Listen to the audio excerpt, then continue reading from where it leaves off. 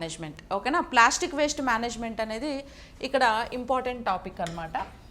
మీ అందరికీ తెలుసు ప్లాస్టిక్ని మనం ఎంత తక్కువగా యూజ్ చేస్తే పొల్యూషన్ నుంచి మనం అంత సేఫ్ జోన్లో ఉండొచ్చు. ఓకేనా, మీకు ఐడియా ఉంది. అయితే ఈ ప్లాస్టిక్ అనేది మనకు డిఫరెంట్ మెథడ్స్లో ప్లాస్టిక్ అనేది దొరుకుతూ ఉంది. ఈ ప్లాస్టిక్ని 1988లో సో ప్లాస్టిక్ యూసేజ్ మీద కొన్ని కోడ్స్ అనేవి మనం ఇంట్రడ్యూస్ చేసుకున్నాం. ఓకేనా, 1 నుంచి 1, 2, 3, 4, 5, 6, 7 ఇలా 7 కోడ్స్గా ప్లాస్టిక్ని డిఫరెన్షియేట్ చేసి ఏ కోడ్ కింద ఏ టైప్ ఆఫ్ ప్లాస్టిక్ వస్తుంది అనేది మనం దాన్ని బేస్ చేసుకొని ఫాలో అవుతూ ఉంటాం. ప్లస్ ప్లాస్టిక్ అనేది మ్యానుఫ్యాక్చరింగ్ జరుగుతూ ఉంటుంది. మీరు గమనిస్తారో లేదో, ఎప్పుడైనా ప్లాస్టిక్ని యూజ్ చేసినప్పుడు నథింగ్ బట్ వాటర్ బాటిల్స్ని కానీ, లేకపోతే షాంపూ బాటిల్స్, కండిషనర్ బాటిల్స్, లేకపోతే పాలిథిన్ కవర్స్, ఇలాంటి బకెట్స్, ఇలాంటి వాటిని యూజ్ చేసినప్పుడు దాని మీద కంపల్సరీ ఇలా కోడ్స్ ఉంటాయి. సో 1, 2, 3, 4, 5, 6, 7 అంటే ఆ ప్లాస్టిక్ అనేది ఏ కోడ్కి సంబంధించింది అనేది మెన్షన్ చేసి ఉంటారు. అవన్నీ మనం ఎందుకు అబ్జర్వ్ చేస్తాం? వాటర్ కొంటే అందులో వాటర్ ఉన్నాయా లేవా, కూల్గా ఉన్నాయా, హాట్గా ఉన్నాయా, తాగాలి అయిపోతే పడేయాలి, కూల్ డ్రింక్స్ తీసుకోవాలి తాగాలి అయిపోతే పడేయాలి. అంతేగాని మనం వాటి కోడ్స్ ఏమున్నాయి, అది ఎప్పుడు మ్యానుఫ్యాక్చర్ అయింది, అది డిగ్రేడబుల్ అవుతుందా, నాన్ డిగ్రేడబుల్లా, లేకపోతే దానివల్ల హార్మ్ఫుల్ ఎంత ఉంది, ఇవన్నీ మనం చూసుకోం కదా, మనకు అంత అవసరం లేదు కదా. సో కాబట్టి ఇట్లా మనకి ఏంటి అని అంటే ప్లాస్టిక్ వేస్ట్ మేనేజ్మెంట్లో ఇక్కడ ప్లాస్టిక్ వేస్ట్ మేనేజ్మెంట్ ఇదంతా మీకు ఒక రిపోర్ట్లో దొరుకుతుంది. గ్లోబల్ వేస్ట్ మేనేజ్మెంట్ అవుట్లుక్ అనేటువంటి ఒక రిపోర్ట్లో మీకు ఇన్ఫర్మేషన్ అంతా ఉంటుంది. This is called official information అండి. సో గ్లోబల్ అవుట్లుక్ మేనేజ్మెంట్ వెబ్సైట్లో ఏదైతే ఇన్ఫర్మేషన్ ఉందో సో దాన్ని మనం డిస్కస్ చేసుకుంటున్నాం ఇక్కడ. ఓకేనా, ఇక్కడ టైప్స్ ఆఫ్ ప్లాస్టిక్స్లో సో 1988లో డిఫరెంట్ కోడింగ్ సిస్టమ్ని మనం తీసుకొని వచ్చాం. ఓకేనా, plastic society of the plastic industry, SPI అంటే ఏంటి, సొసైటీ ఆఫ్ ద ప్లాస్టిక్ ఇండస్ట్రీని మనం ఎస్పిఐ అని పిలుస్తాం. Society of the plastic industry అనేది సో ప్లాస్టిక్స్కి డిఫరెంట్ కోడింగ్స్ని ఐడెంటిఫై చేసింది. ఆ కోడింగ్స్ని బేస్ చేసుకొని ప్లాస్టిక్ని సపరేట్ చేస్తూ ఉంటాం, అంటే డిఫరెన్షియేట్ చేస్తూ ఉంటాం. ఓకే, ఎన్ని టైప్స్ ఆఫ్ ప్లాస్టిక్ ఉంది, సో దాని యూసేజ్ ఏంటి అనేది మనం డిఫరెన్షియేట్ చేస్తూ ఉంటాం. సో 1988లో ఇది వచ్చింది. అయితే ఇప్పుడు మీకు 7 కోడ్స్ అనేవి ఇంట్రడ్యూస్ చేశారండి. 1, 2, 3, 4, 5, 6, 7 ఓకేనా, 7 codes. So first code so related to polythene terephthalate అని అంటాం. సో దీన్ని పిట్ అని పిలుస్తారు, సో పెట్ అని పిలుస్తారు, పాలిథిన్ టెట్రాప్థలేన్ అని పిలుస్తారు. ఇది ఫస్ట్ అన్నమాట. ఓకేనా, టెరాప్థలేట్ అని కూడా అంటారు, పాలిథిన్ టెరాప్థలేట్ అంటారు. సో దీన్ని పిఈటి ఆర్ పిఈటిఈ అని అంటాం. Second one high density polyethene అని పిలుస్తాం. Third one polyvinyl chloride, PVC పైపులు అవి వింటూ ఉంటారు కదా, so that is polyvinyl chloride. Low density polythene, fourth one వచ్చి low density polythene and polypropylene fifth one. Sixth one polystyrene or styrofoam అంటాం. Seventh one miscellaneous plastics, includes polycarbonate కానీ and poly acetide కానీ, acrylic and acrylonitrile, butadiene, styrene and fibre glass and nylon, ఇవన్నీ కూడా next మిస్లేనియస్లో ఉంటూ ఉంటాయి. ఇట్లా మనకి 7 కోడ్స్ని 1988లో society of the plastic industry code చేసిందనమాట ప్లాస్టిక్స్ని. ఇప్పుడు ఇవి ఎగ్జామినేషన్ పాయింట్ ఆఫ్ వ్యూలో మనకి ఇంపార్టెంటా అంటే చాలా important. So examination point of వ్యూలో ఇప్పుడు మీకు పాలిథిన్ అనే ఒక కవర్ ఇచ్చి ఇది ఏ కోడ్ కిందకు వస్తుంది అని అంటాడు.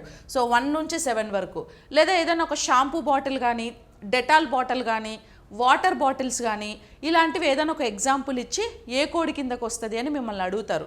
ఎందుకంటే డైలీ పర్పస్లో మనం రెగ్యులర్ యాక్టివిటీస్లో ఇలాంటివన్నీ జనరల్గా క్యాజువల్గా యూజ్ చేస్తూ ఉంటాం కాబట్టి వాటి మీద మీకు అవేర్నెస్ ఉండాలి. ఇప్పుడు మీ దగ్గర ఏ ప్లాస్టిక్ థింగ్ ఉన్నా ఇప్పుడు మీరు డైరెక్ట్గా లైవ్లో ఇప్పుడు చూసినా కూడా వాటి మీద కోడ్స్ ఉంటాయి. ఓకేనా, అది ఏ కోడ్కి సంబంధించింది అనేసి. సో ఇట్లా మనకి డిఫరెంట్ కైండ్ ఆఫ్ ప్లాస్టిక్స్ అనేవి ఉంటాయండి.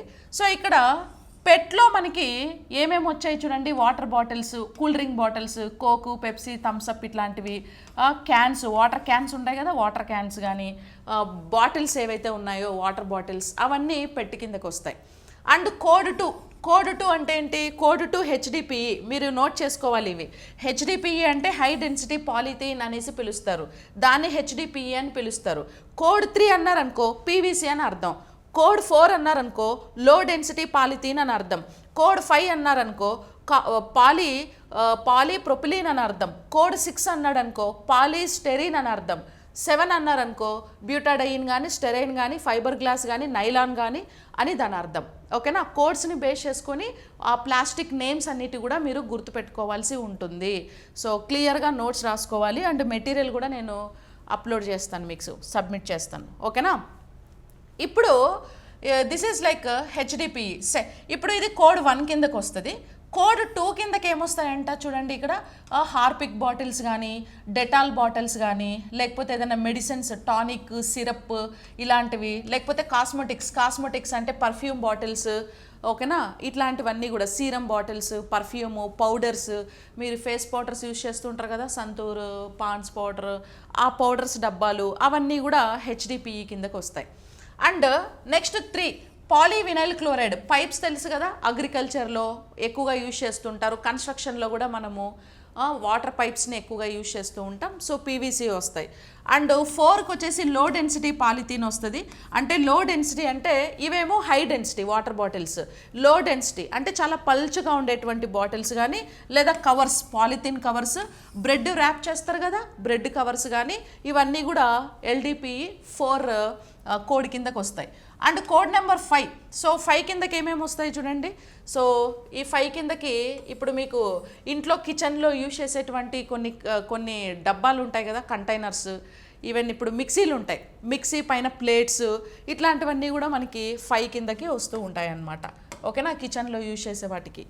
ఇంకా 6. ఓకేనా? 6 కిందకి ఏమొస్తాయి? Plates, spoons, plastic plates, plastic spoons, plastic డబ్బాలు, ప్లాస్టిక్లో మీరు ఫుడ్ పెట్టుకొని వెళ్తూ ఉంటారు కదా, దోశ, ఓకే, టిఫిన్ బాక్సులు ఉంటాయి కదా, టిఫిన్ బాక్సులు, ఇవన్నీ కూడా 6 కిందకు వస్తాయి. 7 కిందకి ఇంకా వాటర్ టిన్ ఉంది చూడండి. వాటర్ టిన్ కానీ ఇలాంటి డెటాల్, ఇలాంటి క్యాన్లు ఉంటాయి చూసారా, ఫ్యూయల్ని పట్టుకోవడానికి, అట్లా డిఫరెంట్ క్యాన్స్ని యూజ్ చేస్తుంటాం. ఇవన్నీ 7 కిందకు వస్తాయన్నమాట. సో ఇట్లా ఏం చేసాము అని అంటే డిఫరెంట్ కోడ్స్గా డివైడ్ చేసి ఒక్కొక్క కోడ్లో ఒక్కొక్క వెరైటీ ఆఫ్ ప్లాస్టిక్స్ని మనం ఇంట్రడ్యూస్ చేసుకోవడం జరిగింది. ఓకేనా? ఇది ఒక టైప్. ఓకేనా? పెట్ ఆర్ పీట్ అంటే ఏంటి? వాటర్ బాటిల్స్ అన్నీ దీని కిందకు వస్తాయి. మీకు ఎగ్జామ్లో అడుగుతారు, మీరు తాగే వాటర్ బాటిల్ ఏ కోడ్ కిందకు వస్తుంది అంటే కోడ్ నెంబర్ 1 పెట్ కిందకు వస్తుంది. ఓకేనా? అలా కాకుండా హార్పిక్ కానీ, ఓకే, ఇంకా లైజాల్ బాటిల్స్ కానీ, హార్పిక్ బాటిల్స్ కానీ, డెటాల్ బాటిల్స్ కానీ, షాంపూ బాటిల్స్ కానీ, షాంపూ, ఇవన్నీ హెచ్డిపిఈ నెంబర్ 2 కిందకు వస్తాయి. పీవీసీ దేని కిందకు వస్తుంది అంటే డైరెక్ట్ ఒకటే answer, PVC 3rd, code number 3 PVC. And లో డెన్సిటీ పాలిథీన్, ఓకే, ఎల్డిపిఈ కిందకి ఏమేమి వస్తాయి అని అంటే కవర్స్. ఇప్పుడు మీరు కవర్స్లో చికెన్ షాప్కి వెళ్తే కవర్లో వేసిస్తాడు, వైన్ షాప్కి వెళ్తే బాటిల్స్, వైన్ బాటిల్స్ అవన్నీ కూడా ప్లాస్టిక్ కవర్లో వేసిస్తాడు. మార్కెట్కి వెళ్ళినా కూడా వెజిటబుల్స్, ఫ్రూట్స్ అన్నీ కూడా కవర్లో తీసుకొస్తారు. ఇలాంటి కవర్స్ అన్నీ కూడా మనకి 4th కోడ్ కిందకి వస్తాయి. 5th కోడ్ పీపీ కిందకి ఇవన్నీ వస్తాయన్నమాట. ఓకేనా? కలర్ ఉన్న పైప్స్, ఇంట్లో యూజ్ చేసేటువంటి చిన్న చిన్న బౌల్స్ ఉంటాయి కదా, ఇంట్లో యూజ్ చేసే, కిచెన్లో యూజ్ చేసే బౌల్స్. చెప్పాలంటే ప్లాస్టిక్ని ఏ విధంగానూ వాడొద్దు. ప్లాస్టిక్ ప్లేట్ వాడొద్దు, ప్లాస్టిక్ టిఫిన్ బాక్సులు వాడొద్దు, ప్లాస్టిక్ బౌల్స్ వాడొద్దు, ప్లాస్టిక్ గ్లాసులు వాడొద్దు. దానివల్ల హెల్త్కి కూడా చాలా డిస్టర్బెన్స్ అవుతుంది, డిఫరెంట్ కైండ్ ఆఫ్ డిసీజెస్ వస్తాయి. సో ఇంకా ఇవి వెజిటేబుల్ కటర్స్ ఉంటాయి కదా, వెజిటేబుల్ కటర్స్ ప్లాస్టిక్ ఉంటుంది, అవి చిన్న చిన్న మైక్రో ప్లాస్టిక్స్గా సపరేట్ అయిపోయి వెజిటేబుల్స్లో కలిసిపోయి ఫుడ్ ద్వారా మన లోపలికి వెళ్ళిపోయే ఛాన్సెస్ కూడా ఉన్నాయి. అలాంటివి ఏమన్నా ఉంటే ఇప్పుడే తీసుకెళ్ళి ఈరోజే ఇంట్లో నుంచి అన్ని పట్టుకెళ్ళి చెత్తలో వేసేయండి, డస్ట్బిన్లో పడేసేయండి అన్నీ, ఆల్ ప్లాస్టిక్. ఓకేనా? సో మనం తినే వస్తువులో ప్లాస్టిక్ అసలు ఉండొద్దు. ఇంకా 6 కోడ్ నెంబర్ 6కి ఏమేమి వస్తాయి? కోడ్ నెంబర్ 6కి సో ఇలాంటివి ఐస్ క్రీమ్స్ని చేసేటువంటివి, తర్వాత వచ్చేసి మనకి ఈ ప్లేట్స్ ఉన్నాయి చూసారా, ఇలాంటివి, ఇవన్నీ కూడా 6కి వస్తాయి. ఇంకా 7 కింద అదర్ ఇంజెక్షన్స్ కానీ ఇంకా మెడికల్ వేస్ట్ ఏదైతే ఉందో అవన్నీ కూడా 7 కిందకు వస్తూ ఉంటాయి అన్నమాట. సో ఇట్లా ఇప్పుడు ఎగ్జాంపుల్ మీరు ఏవి రాసుకోవాలి అని అంటే, సో ఈ గ్లోబల్ అవుట్లుక్ రిపోర్ట్లో ప్లాస్టిక్ మేనేజ్మెంట్ గురించి రిపోర్ట్లో మీకు కొన్ని ఎగ్జాంపుల్స్ ఇచ్చారండి. సో ఏంటా ఎగ్జాంపుల్స్ అనేది మనం ఒకసారి చూద్దాం. ఓకే, ఏ కోడ్ ఆఫ్ ప్లాస్టిక్ని రీసైకిల్ చేయొచ్చా చేయలేమా, వేటిని చేయొచ్చు, వేటిని చేయొద్దు. ఇది చాలా ఇంపార్టెంట్ కాన్సెప్ట్ ఇక్కడ. ఒకసారిగా మీరు చూస్తే ఫస్ట్ కోడ్ 1 పెట్ అన్నాం కదా. సో పెట్ అంటే ఏంటి? పాలిథిన్ టెరాప్తలేట్ అంటాం. ఓకేనా, పాలిథిన్ టెరాప్తలేట్ ఇవి గుర్తుపెట్టుకోవాలి యాక్చువల్లీ. ఓకేనా, గుర్తుపెట్టుకోవాలి. పాలిథిన్ టెరాప్తలేట్ అంటాం. ఇవి కోడ్ 1 కిందకు వస్తాయి. Used for many bottle application because they are expensive, light weight and shatter resistant అని పిలుస్తాం. అంటే ఇవి చాలా ఎక్స్పెన్సివ్, లైట్ వెయిట్గా ఉంటాయి. ఆ ఇన్ఫర్మేషన్ అంతా మీకు అవసరం లేదు. సో పెట్ అంటే మీరు ఏం గుర్తుపెట్టుకోవాలి? పాలిథిన్ టెరాప్తలేట్ అని చెప్పాలి. ఈ పాలిథిన్ టెరాప్తలేట్ లేదా పెట్ లేదా కోడ్ 1 కిందకి ఏమేం ప్లాస్టిక్స్ వస్తాయి ప్రోడక్ట్స్ అని అంటే కనుక, ఈ ప్రోడక్ట్స్ అన్నీ కూడా రీసైకిల్డ్ ప్రోడక్ట్స్ అండి. సో మినరల్ వాటర్ బాటిల్స్ ఉంటాయి కదా, water bottles, drinking water bottles కానీ, కాస్మెటిక్ బాటిల్స్ అంటే నథింగ్ బట్ స్ప్రేలు, బాడీ స్ప్రేలు కానీ లేకపోతే పౌడర్స్ కానీ, ఓకే, ఇవన్నీ క్రీములు ఉంటాయి కదా, ఇంకా కొన్ని క్రీములు అవి ఫేస్కి వేసుకునేవి, బాడీ లోషన్స్, ఇలాంటివన్నీ కాస్మెటిక్స్కి సంబంధించినవి ఉంటాయి. ఈ cosmetics and water bottles, minerals ఇవన్నీ కూడా దేని కిందకు వస్తాయి అని అంటే కోడ్ 1 కిందకు వస్తాయి. మరి కోడ్ 1లో ఉండే ప్రోడక్ట్స్ రీసైకిల్ చేయొచ్చా మనం వాటిని అని అంటే హ్యాపీగా, ఈజీగా వీటిని మనం కామన్గా రీసైకిల్ చేసుకోవచ్చు. ఓకేనా, సో వీటన్నిటిని మనం ఏం చేయొచ్చు అంట? రీసైకిల్ చేయొచ్చు. రీసైకిల్ చేయాలి అని అంటే ఫస్ట్ మనం యూజ్ చేసినటువంటి ఆ బాటిల్స్ ఏవైతే ఉన్నాయో ఎక్కడ పడితే అక్కడ పడేయకుండా వెళ్ళి డస్ట్బిన్లో కన్నా మనం వేసినట్లయితే మున్సిపాలిటీ వాళ్ళు కలెక్ట్ చేసి వాటిని రీసైక్లింగ్ పర్పస్లో యూజ్ చేసి న్యూ ప్రోడక్ట్ని ప్రొడ్యూస్ చేస్తారనమాట. ఓకేనా, that is code 1. Next code 2 ఏంది అని అంటే HDPE is the code 2. So HDPE means high density polyethylene అంటాం. హై డెన్సిటీ పాలీఇథిలీన్ని హెచ్డిపిఈ అంటాము. Used for in bottles, carry bags, milk packets, milk pouches లేదా మిల్క్ ప్యాకెట్స్. ఓకేనా, వీటిని కూడా రీసైకిల్ చేసుకోవచ్చు అనమాట. ఇంకా బిన్స్ ఉంటాయి కదా మనకు, సో రీసైకిల్ బిన్స్ ఉంటాయి కదా, ఆ రీసైకిల్ బిన్స్ అవన్నీ కూడా. హెచ్డిపిఈ అంటే హై డెన్సిటీ, పేర్లోనే ఉంది చూసారా, డెన్సిటీ ఎక్కువ ఉంటుంది వాటికి. సో చాలా స్ట్రాంగ్ ఉంటాయి. అవి గట్టిగా కింద వేసి కొట్టినా కూడా పగిలిపోకుండా అంత స్ట్రాంగ్ ఉంటాయి. ఎగ్జాంపుల్, ఇళ్ళల్లో ఉండే పెద్ద పెద్ద టబ్బులు కానీ, బకెట్లు కానీ, లేకపోతే వాటర్ క్యాన్స్ ఉంటాయి కదా పెద్ద పెద్దవి, సో అలాంటివన్నీ వేసి కింద కొట్టినా కూడా పగలొద్దు, అంత డెన్సిటీ ఉంటాయన్నమాట. సో అవన్నీ కూడా వీటి కిందకు వస్తాయి. ఈవెన్ క్యారీ బ్యాగ్స్ కూడా. ఓకేనా, క్యారీ బ్యాగ్స్ కానీ, మిల్క్ ప్యాకెట్స్ కానీ ఇవన్నీ వస్తాయి. మరి వీటి కింద వచ్చేటువంటి ప్రోడక్ట్స్ ఏంటంటే ట్యూబ్స్ వస్తాయి, అండ్ సేవర్ పైప్స్ వస్తాయి, అండ్ ప్యాలెట్స్ వస్తాయి, boxes, buckets, toys, bottles for detergents, construction material, cable insulation, packaging of food products ఇవన్నీ దీని కిందకు వస్తాయి. చూసారా, ట్యూబ్స్ వస్తాయంట. ఓకేనా, ట్యూబ్స్ ఉంటాయి కదా, చిన్న చిన్న ట్యూబ్స్ కానీ, ఇంకా బాక్సెస్, టిఫిన్ బాక్సులు కానీ, లేకపోతే మీరు ఏదైనా ఇంట్లో వండిన వస్తువులు బాక్సుల్లో వేసి కిచెన్లో ఎత్తిపెట్టుకుంటారు కదా, అలాంటి బాక్సెస్, బకెట్స్, బాత్రూంలో యూజ్ చేసే బకెట్స్, టాయ్స్, చిన్నపిల్లలు ఆడుకునేటువంటి టాయ్స్, బొమ్మలు, కార్లు, లేకపోతే ఎలిఫెంట్ అని, హార్స్ అని, వాళ్ళకి టాయ్స్ ఉంటాయి కదా, ఎప్పుడు వాళ్ళు ఆ టాయ్ తీసుకొని నోట్లోనే పెట్టుకుంటూ ఉంటారు. ఓకేనా, ప్లాస్టిక్ని పిల్లలకి అలవాటు చేయకూడదు. నోట్లో పెట్టుకొని వాళ్ళు సక్ చేస్తూ ఉంటారు టాయ్స్ని, దానివల్ల కూడా హెల్త్ ఎఫెక్ట్ అవుతుంది అనమాట. ఓకేనా, వాళ్ళకి తెలియదు కదా, ఏమి ఇచ్చినా నోట్లోనే పెడతారు వాళ్ళు. ఓకేనా, ఇంకా బాటిల్స్ ఫర్ డిటర్జెంట్స్ అంటే హార్పిక్ బాటిల్స్ కానీ, లైజాల్ బాటిల్స్ కానీ, ఇలాంటివన్నీ కూడా. తర్వాత కన్స్ట్రక్షన్ మెటీరియల్స్, కన్స్ట్రక్షన్స్లో యూజ్ చేసేటువంటి ఆ వైరింగ్లో యూజ్ చేసేవి, cable insulations, packaging of food ప్రోడక్ట్స్ని ప్యాక్ చేస్తారు కదా, హోటల్స్లో హాట్గా ఉండడం కోసం కవర్స్ని వేసి ప్యాక్ చేస్తూ ఉంటారు. ఓకే, ఇలాంటి ప్యాకెట్స్ అన్నీ కూడా మనకి ఏ కోడ్ కిందకు వస్తాయంటే కోడ్ 2 కిందకు వస్తాయి. మరి ఇవన్నిటిని రీసైకిల్ చేయొచ్చా అంటే వీటిని కూడా కామన్గా మనం రీసైకిల్ చేయొచ్చు. వీటితో పోలిస్తే వీటికి డెన్సిటీ ఎక్కువ ఉంటుంది. సో ఫస్ట్ కోడ్ 1లో ఉండేవి, కోడ్ 2లో ఉండేవి మనం కామన్గా రీసైకిల్ చేయొచ్చు. సో రీసైకిల్ చేయాలంటే ప్రాపర్గా మనం మున్సిపాలిటీకి వీటిని సబ్మిట్ చేయాల్సి వస్తుంది. ఓకేనా, అది కోడ్ 2.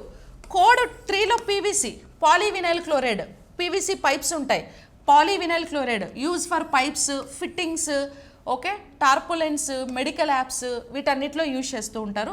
ప్రోడక్ట్స్ వచ్చి సేవర్ పైప్స్, పైప్స్ ఉంటాయి అగ్రికల్చర్లో వాటర్ని పంప్ చేయడానికి, బోర్ వేసినప్పుడు అండర్ గ్రౌండ్ నుంచి వాటర్ని బయట కలెక్ట్ చేసి యూజ్ చేసుకోవడానికి, ఇంకా కన్స్ట్రక్షన్స్ వాష్రూమ్లో ఉండే వాటర్ అంతా డ్రైనేజ్కి మళ్లించడానికి, ఇలాంటి వాటిల్లో యూజ్ చేస్తారు.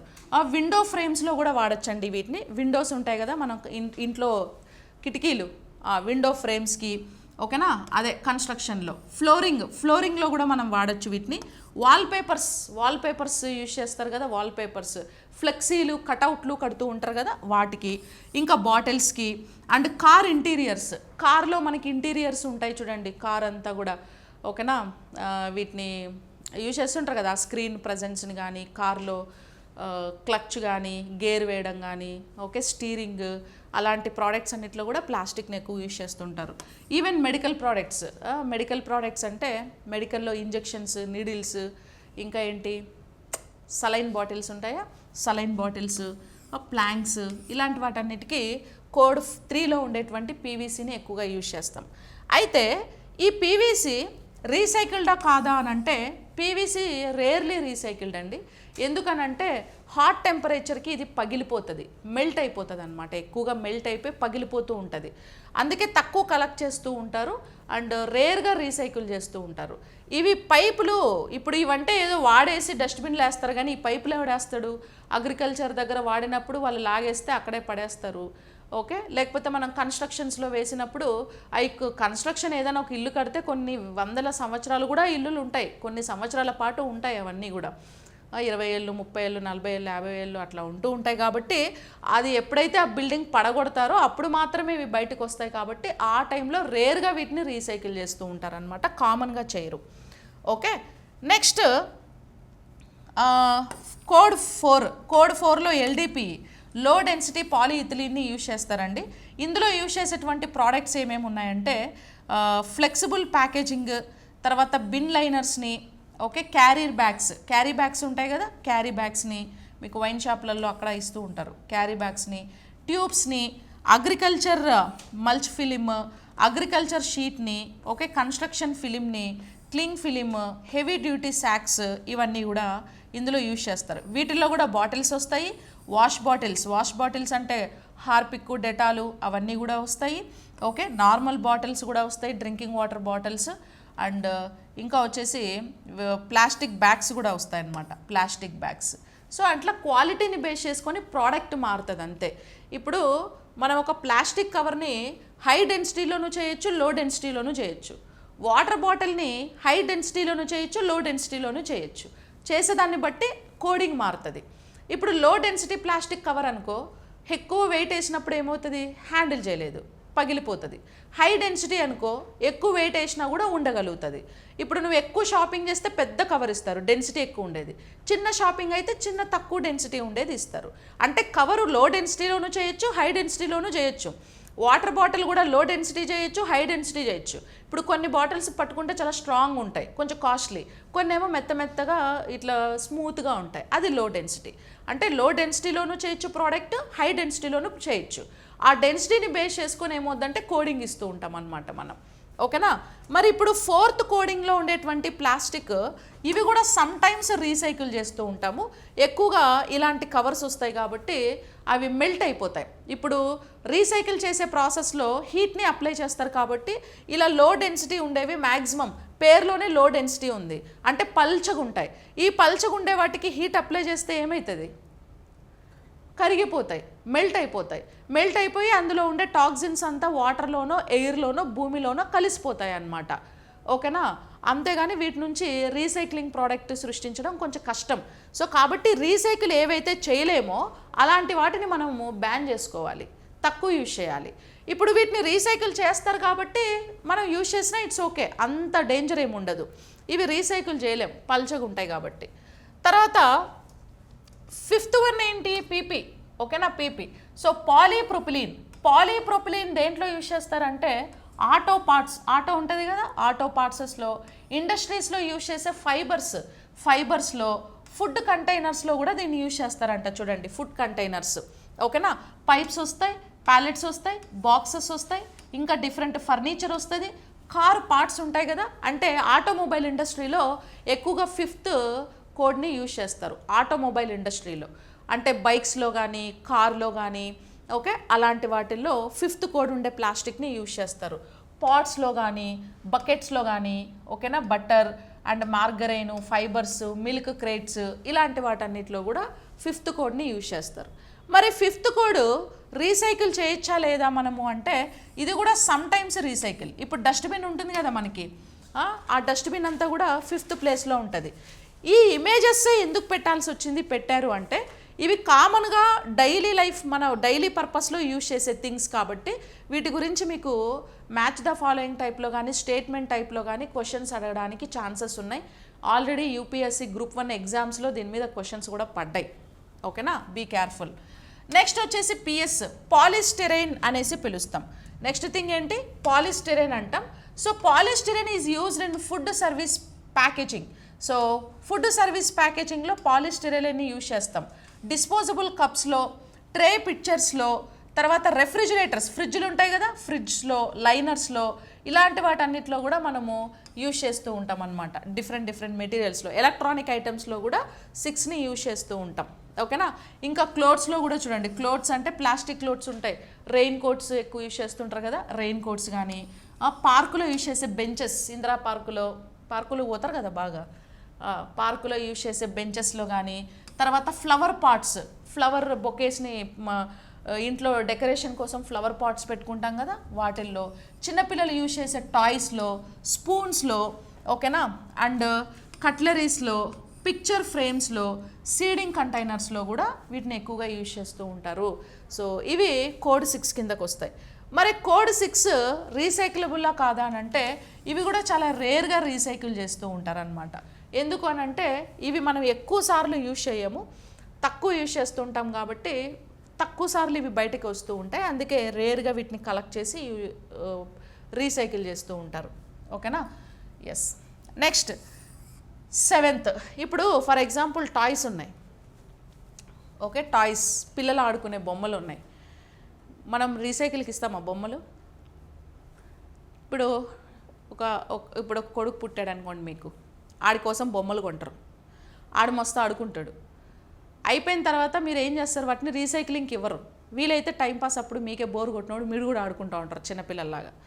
లేదా మీకు నెక్స్ట్ జనరేషన్ అంటే వాడికి చెల్లెలో తమ్ముడో పుడతారులే, తర్వాత వాళ్ళకి పనికి వస్తాయిలే అని వాళ్ళకు వాడతారు. ఇక మీ ఇంట్లో పిల్లలందరూ పెద్దోళ్ళు అయిపోతే వేరే వాళ్ళ పిల్లలకి ఇస్తారు, పక్కింటోళ్ళ పిల్లలకో, మీ ఇంట్లో పనోళ్ళ పిల్లలకో, ఎదురింటోళ్ళ పిల్లలకో ఇస్తారు. సో లేదా డొనేట్ చేస్తారు. ఓకేనా, ఆర్ఫన్ స్కూల్స్లోనే డొనేట్ చేస్తారు. అట్లా ఎవరో ఒకరు దీన్ని వాడుతూ ఉంటారు కానీ రీసైక్లింగ్ అయితే ఇవ్వరు.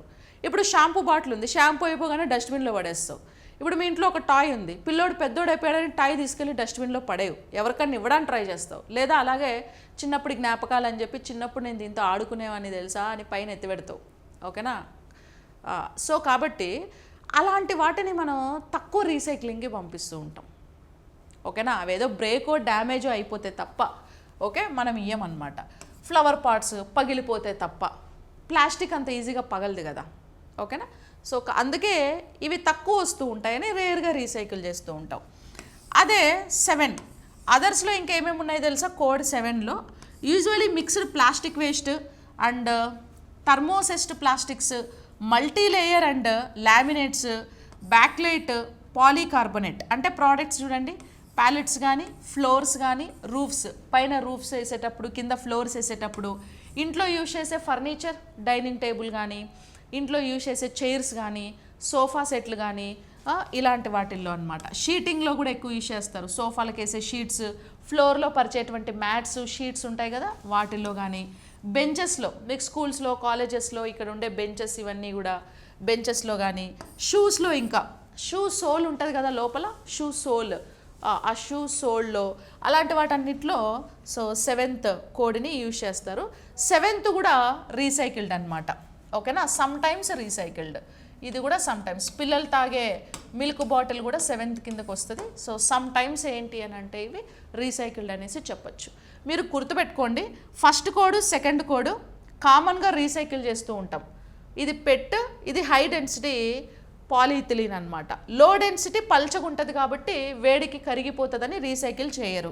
ఇక పీవీసీ ప్లాస్టిక్ పైప్స్ కూడా తక్కువ బయటకు వస్తూ ఉంటాయి కాబట్టి వీటిని కూడా రేర్గానే చేస్తారు. ఇంకా డస్ట్బిన్స్ ఇవి కూడా ఇప్పుడు డస్ట్బిన్లో కాకుండా ఇంకా వేరే పర్పస్లో కూడా వాడేస్తారు మస్తు మంది. ఓకే, ఇప్పుడు అప్పుడెప్పుడు గవర్నమెంట్ డస్ట్బిన్స్ని పంచిందనమాట. చెత్త ఎడబడితే ఆడ పడేయకూడదు, డస్ట్బిన్లో వేసి తీసుకెళ్ళి ఒక చోట పడేయాలని.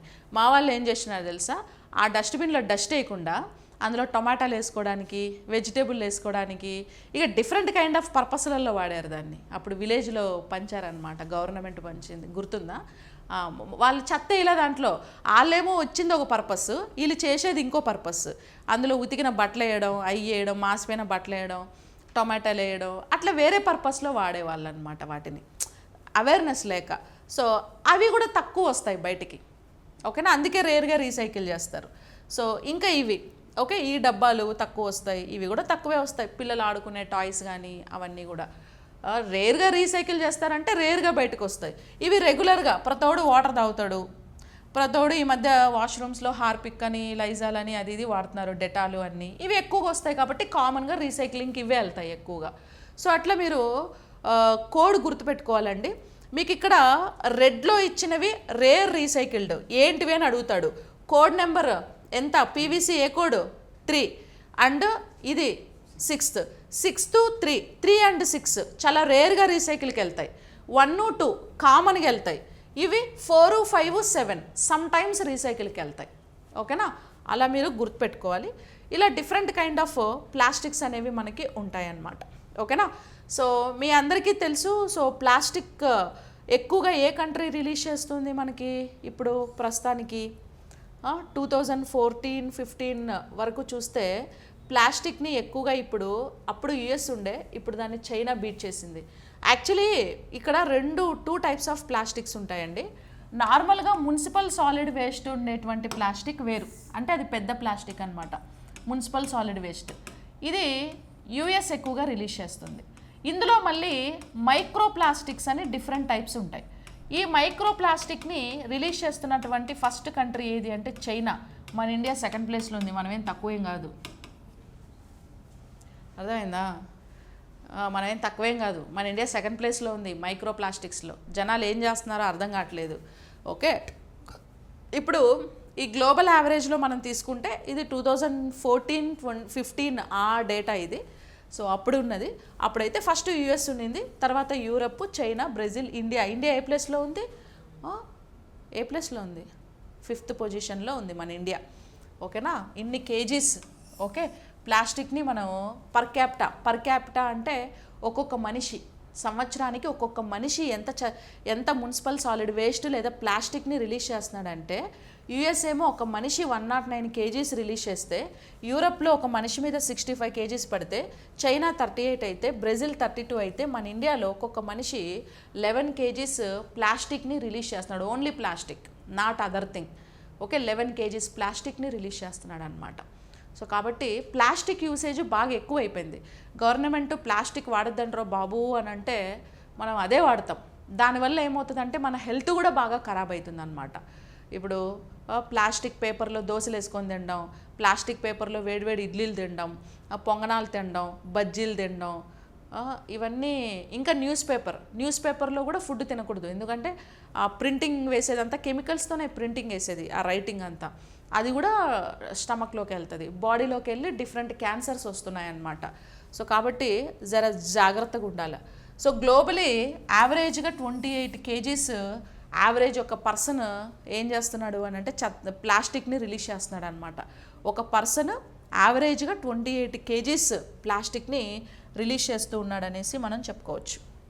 ఓకేనా,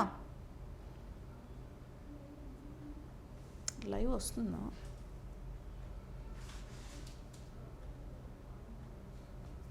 డన్.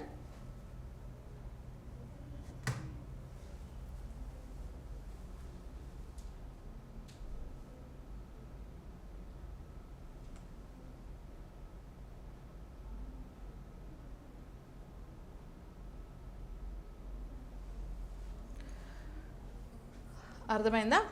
ఎస్. నెక్స్ట్ థింగ్ ఏంటంటే మనకి ప్లాస్టిక్లో మళ్ళీ 2 టైప్స్ ఆఫ్ ప్లాస్టిక్లో మళ్ళీ మనకి ఇంకొక టైప్ ఏంటంటే నథింగ్ బట్ మైక్రో ప్లాస్టిక్స్. ఓకేనా, మైక్రో ప్లాస్టిక్ నథింగ్ బట్ ఇంకోటి ఏంటంటే micro plastic. So micro plastic అంటే ఏంటంటే micro means what, it's very small అని అర్థం. ఓకే, చిన్నది, చాలా చిన్నది, స్మాల్ అని అర్థం. మైక్రో ప్లాస్టిక్ అంటే అవి మన కంటికి కూడా కనిపించినటువంటి చిన్న చిన్న పార్టికల్స్ని మనం మైక్రో ప్లాస్టిక్స్ అని పిలుస్తారు. ఓకేనా, సో 1 మైక్రాన్ నుంచి 1000 మైక్రాన్స్ కంటే ఇంకా చిన్నగా ఉంటాయి అన్నమాట. 1 మైక్రాన్ నుంచి 1000 మైక్రాన్స్. మైక్రాన్ అంటే it's a very small thing.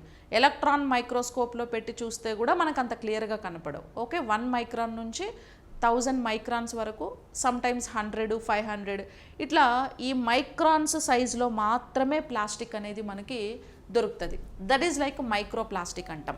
So micro plastic are plastic particles, micro plastics అనేవి plastic particles smaller than 5 millimetres.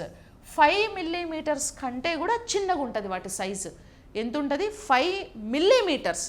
5 millimetres కంటే చాలా చిన్న సైజులో ఉండే ప్లాస్టిక్ని మనం మైక్రో ప్లాస్టిక్స్ అనేసి పిలుస్తారు. So arising from degraded debris. Okay, degraded debris అని అంటే ఏవైతే డెబ్రిస్ అంటే వేస్ట్ మెటీరియల్స్ అని అర్థం. Degraded debris in the sense decomposable అయిపోయి, అంటే పెద్ద పెద్ద ప్లాస్టిక్ అంతా కూడా ఆల్మోస్ట్ డికంపోజ్ అని అంటే మొత్తము ఆర్గానిక్ లాగా భూమిలో కలిసిపోదు, అంటే చిన్న చిన్న పార్టికల్స్గా స్ప్లిట్ అయిపోతుంది. స్ప్లిట్ అయిపోయి అందులో నుంచి వచ్చినటువంటి వేస్ట్ మెటీరియల్స్ అనేసి దాని అర్థం అనమాట. Or manufacturing microbeads. So microbeads manufacturing చేసేటప్పుడు కానీ వాటిని ప్రైమరీ అని అంటాం. మైక్రోబెడ్స్ని మ్యానుఫ్యాక్చర్ చేసేటప్పుడు ప్రైమరీ అని అంటాం.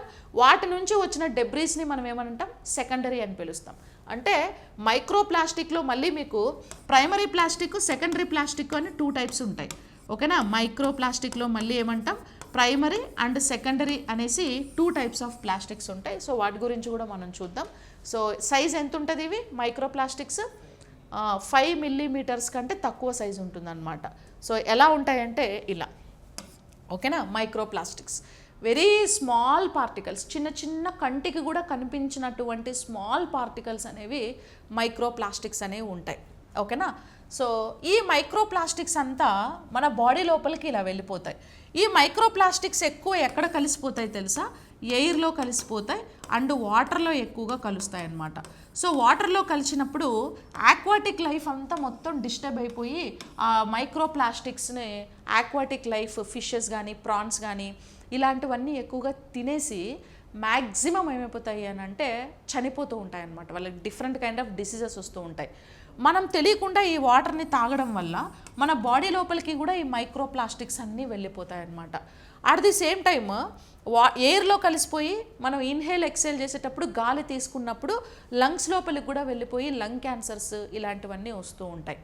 ఓకేనా, ఇంకా మనం ఏంటంటే ఈ ప్లాస్టిక్స్ని ఇప్పుడు మీరు బాగా లో డెన్సిటీ పాలిథీన్ ఉంది చూసారా, పాలిథీన్ కవర్, లో డెన్సిటీ పాలిథీన్ కవర్ పల్చగా ఉంటుంది. సో దాని మీద మీరు ఏం చేస్తారు? వేడి దోసేస్తారు. దోసేసినప్పుడు అది బాగా వేడికి మెల్ట్ అయిపోయి చిన్న ప్లాస్టిక్ అంతా మైక్రో ప్లాస్టిక్గా సపరేట్ అయిపోయి దోశకు అంటుకునేస్తుంది. మీరేం చేస్తారు? మంచిగా దోశ తినేస్తారనమాట. ఓకే, సో ఇలాంటి వాటి వల్ల కూడా బాడీ లోపలికి వెళ్ళి క్యాన్సర్స్ అవి ఇవి వస్తూ ఉంటాయి. కాబట్టి కొంచెం జాగ్రత్తగా ఉండాలి. ఎంత జాగ్రత్తగా ఉన్నా అది గాలిలో కూడా కలిసింది కాబట్టి గాలి ద్వారా కూడా మనకు బాడీ లోపలికి ఎంటర్ అయిపోవడానికి ఛాన్స్ ఉంది. ఇంకా వాటర్లో కూడా. ఇంకా మనం ఏం చేస్తాం తెలుసా? ఇంకా మనకు తెలివి ఎక్కువైపోయి ఇప్పుడు మనం అర్త్ పైన ఏదైతే చెత్త ఎక్కువగా వచ్చిందో ఆ చెత్తను మొత్తం తీసుకెళ్ళి ఇక్కడ ఏం చేస్తాం? మొత్తం డంప్ చేసేస్తాం. ఓకే, చెత్త అంటే ప్లాస్టిక్ వేస్ట్ అంతా తీసుకెళ్ళి ఎక్కడో చోట మీకు డ్రైనేజ్ ఏరియాస్లో ప్లాస్టిక్ అంతా ఇలా పడేస్తారు. పడేసినప్పుడు మీకు ఏమవుతుంది అంటే వర్షాలు వస్తాయి బాగా. ఓకేనా, పడేసినప్పుడు ఏమవుతాయి? వర్షాలు వస్తాయా లేదా? ఇంకా నెక్స్ట్ మాన్సూన్ స్టార్ట్ అవుతుంది జూను. ఓకే, అమ్మ ఈ ఎండలు ఎప్పుడు పోతాయో, ఫుల్ సన్స్ట్రోక్ వస్తుంది చాలామందికి. ఓకేనా, సో ఇట్లా వర్షం అంతా పడుతుంది. సో వర్షం ఎప్పుడైతే పడుతుందో ఈ వర్షానికి ఏమవుతుందంటే ఈ ప్లాస్టిక్ మొత్తం మెల్ట్ అవుతుంది. ఓకే, మెల్ట్ అయిపోయి చిన్న మైక్రో ప్లాస్టిక్స్ అన్నీ కూడా అండర్ గ్రౌండ్ భూమి లోపలికి కలిసిపోతాయి. అండర్ గ్రౌండ్ వాటర్లోకి కలిసిపోతాయి. మీరు ఈ అండర్ గ్రౌండ్ వాటర్ని మళ్ళీ బోర్ వేసి పైకి వాటర్ తీస్తారు కదా, ఈ ప్లాస్టిక్ మళ్ళీ ఈ వాటర్ త్రూ మళ్ళీ పైకి వస్తుంది. దాన్ని మళ్ళీ నువ్వేం చేస్తావు, తాగుతావు. ఓకే, వైల్డ్ లైఫ్ తాగుతుంది, నువ్వు తాగుతావు. మళ్ళీ ఈ వాటర్ని అగ్రికల్చర్కి లేకపోతే వంటకి కిచెన్లో యూజ్ చేస్తారు, అది మళ్ళీ నీకే ఎఫెక్ట్ అవుతుంది. లేదా ఈ ప్లాస్టిక్ పక్కన ఏదైనా రివర్స్ కానీ లేకపోతే ఓషన్స్ కానీ ఉన్నాయనుకో, ఈ అండర్ గ్రౌండ్ వాటర్ అంతా రివర్స్లోకి ఓషన్స్లోకి వెళ్ళి ఏమవుతుంది, అక్కడ ఏమన్నా ఫిషెస్ అవి ఇవి ఉంటే పాపం వాటికి కూడా ఎఫెక్ట్ అయ్యి వాటికి కూడా ఎఫెక్ట్ అవుతుంది. ఓకే, అట్లా వెరీ స్మాల్ మైక్రో ప్లాస్టిక్స్ అనేవి ఎందుకు స్ట్రక్ అవుతుంది లైవ్.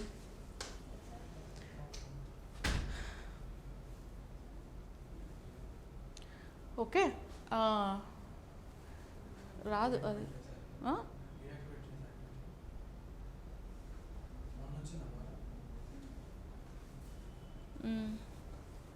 సో అట్లా different kind of very small micro plastics అనేవి మనం ఇందులో అబ్జర్వ్ చేస్తూ ఉంటాం అన్నమాట. ఓకేనా. సో అయితే ఇప్పుడు ఈ మైక్రో ప్లాస్టిక్స్ అన్నిటినీ కూడా వాటర్లోకి రిలీజ్ చేస్తున్న కంట్రీస్ లిస్ట్ మనం ఒకసారి చూస్తే, so micro plastics in water waves, chemical additives pollution in water waves. ఓకేనా, అంటే మైక్రో ప్లాస్టిక్స్ ఏ కంట్రీ ఎక్కువగా రిలీజ్ చేస్తుంది, ఇప్పుడు చైనా. సో చైనా మైక్రో ప్లాస్టిక్స్ని ఎక్కువగా రిలీజ్ చేస్తుంది. ఆల్మోస్ట్ 7,87,069 టన్స్ ఆఫ్ మైక్రో ప్లాస్టిక్స్ని చైనా ఎక్కువగా గాల్లోకి వాటర్లోకి రిలీజ్ చేస్తుంది అనమాట చైనా. తర్వాత సెకండ్ ప్లేస్లో మన ఇండియానే ఉంది.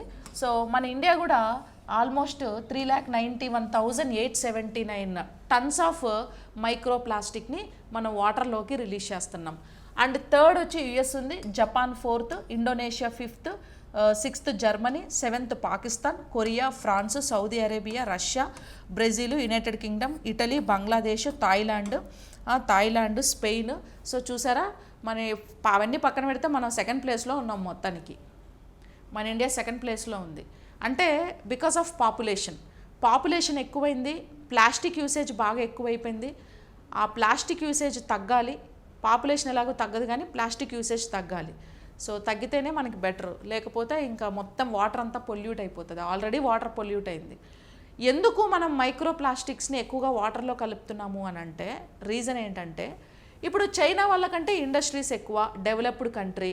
సో ఓకే, మన ఇండియా యూఎస్తో కంపేర్ చేస్తే మనకేం ఇండస్ట్రీస్ పెద్ద ఏం లేవు కదా, మన ఇండియా పెద్ద డెవలప్డ్ ఏం కాదు కదా కంపేర్ దాన్ యూఎస్. మరి ఎందుకు వాటర్లో ఎక్కువగా మైక్రో ప్లాస్టిక్స్ని కలుపుతున్నామంటే, మనం వాటర్లో చేసే యాక్టివిటీలు చాలా.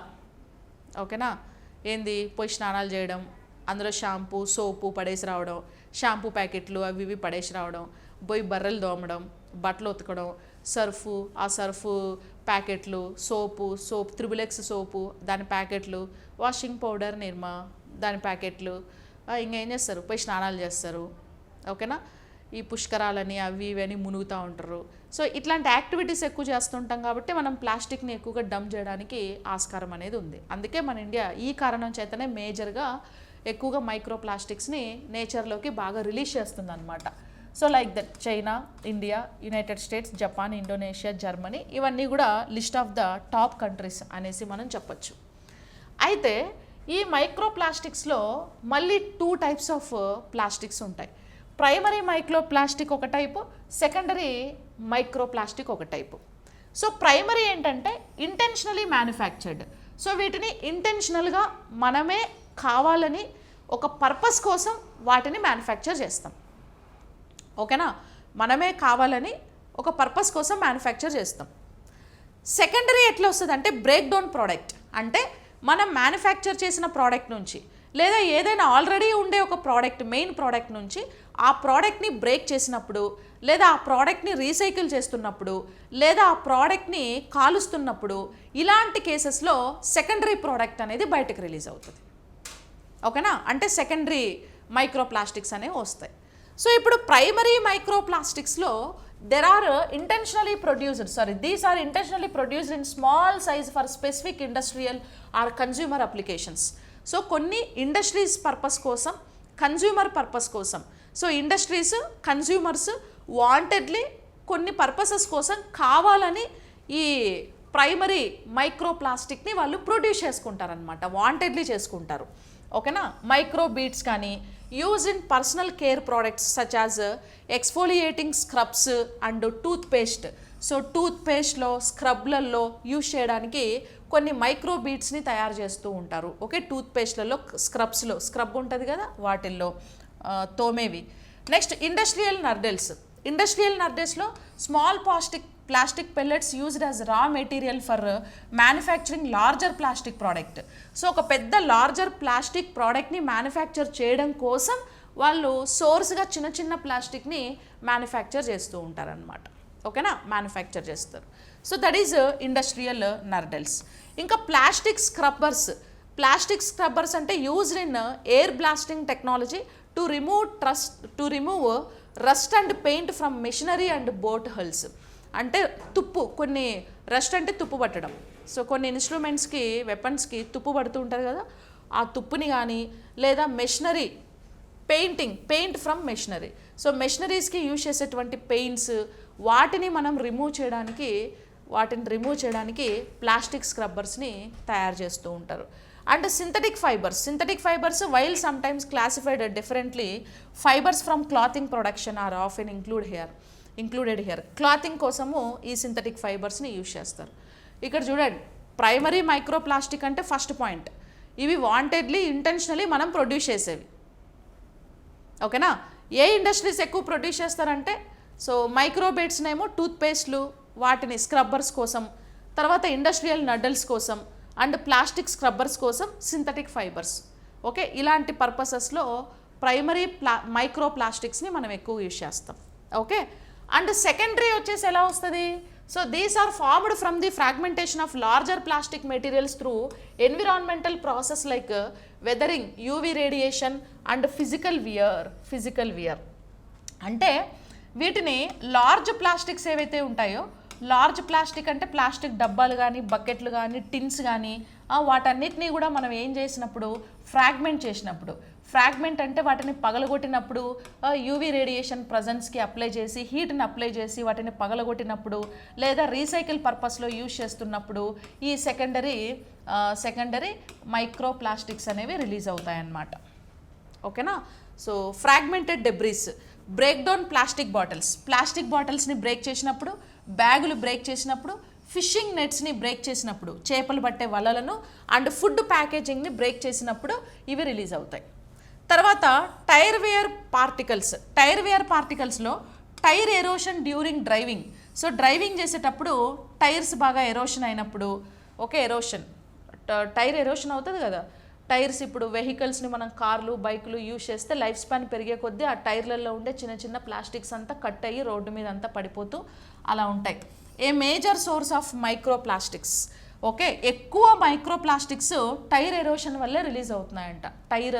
టైర్ అనేది ఆల్రెడీ తయారు చేసిన ప్రైమరీ ప్రోడక్ట్, ఆ ఎరోషన్ వల్ల చిన్న చిన్నగా కట్ అయిపోతుంది కదా, అది సెకండరీ ప్రోడక్ట్ అనమాట. తర్వాత textile fibres, shedding from synthetic textiles, example polyester during వాషింగ్లో పాలిస్టర్స్లో, సిటీ డస్ట్లో. ఓకేనా, so abrasion of plastics in urban environments. So ఇలాంటి వాటిల్లో ఇవన్నీ మీకు ఎగ్జామ్లో గుర్తుపెట్టుకోవాల్సిన అవసరం లేదు.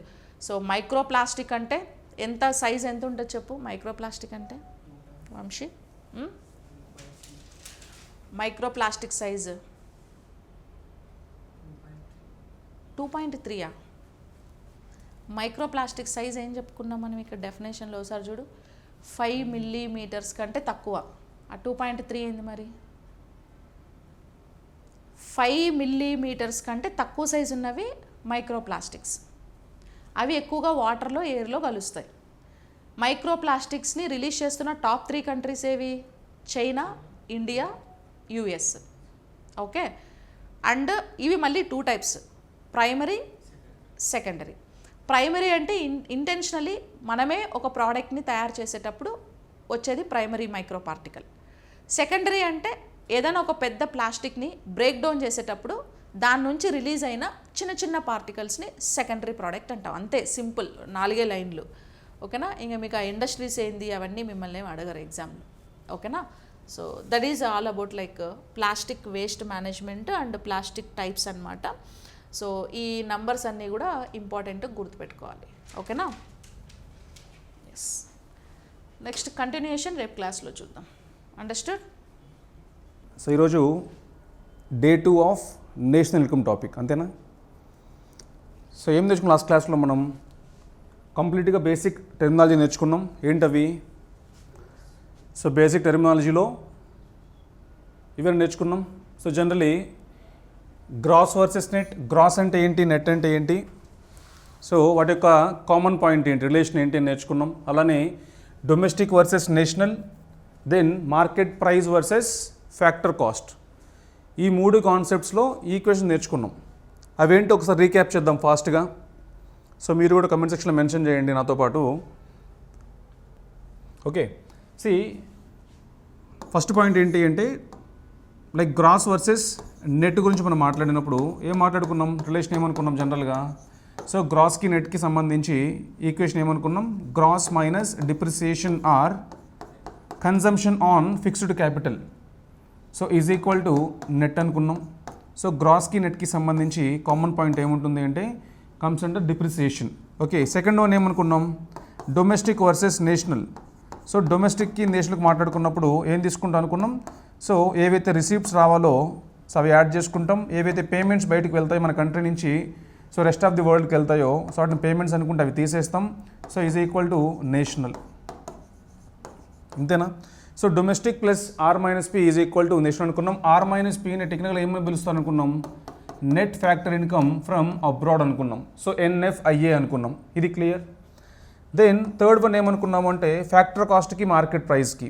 సో ఫ్యాక్టర్ కాస్ట్కి ఏం యాడ్ చేస్తాము, ట్యాక్సెస్ని యాడ్ చేస్తాము మైనస్ సబ్సిడీస్, అంటే సబ్సిడీస్ని తీసేస్తాం అనుకున్నాం, అంటే గవర్నమెంట్ ప్రొవైడ్ చేసే సబ్సిడీని తీసేస్తాము ఈజ్ ఈక్వల్ టు సో అల్టిమేట్గా మార్కెట్ ప్రైస్ అనుకున్నాం. సో ఫ్యాక్టర్ కాస్ట్కి మార్కెట్ ప్రైస్కి సో రిలేషన్ ఏమనుకున్నాం, ట్యాక్సెస్ మైనస్ సబ్సిడీస్. ఇక స్పెసిఫిక్గా ట్యాక్స్ అని మాట్లాడుతున్నాం కదా, ఏం ట్యాక్స్ ఇది, గూడ్స్ మీద పడి ఏ ట్యాక్స్ పడుతుంది, indirect taxes. Simply we can call it as GST, అంటే ఎక్సైజ్ డ్యూటీ కానీ కస్టమ్స్ డ్యూటీ కానీ సంథింగ్ ఏవైతే ఉన్నాయో సో అలాంటివన్నీ కూడా ట్యాక్సెస్ కింద తీసుకుంటే అవి simply indirect taxes. So indirect taxes minus subsidies is equal to MP అనుకున్నాం. ఎక్స్క్లూజివ్గా ఈ ట్యాక్స్ మైనస్ సబ్సిడీ ఏదైతే ఉందో దీన్ని ఎన్ఐడిటి అని పిలుచుకున్నాం నిన్న.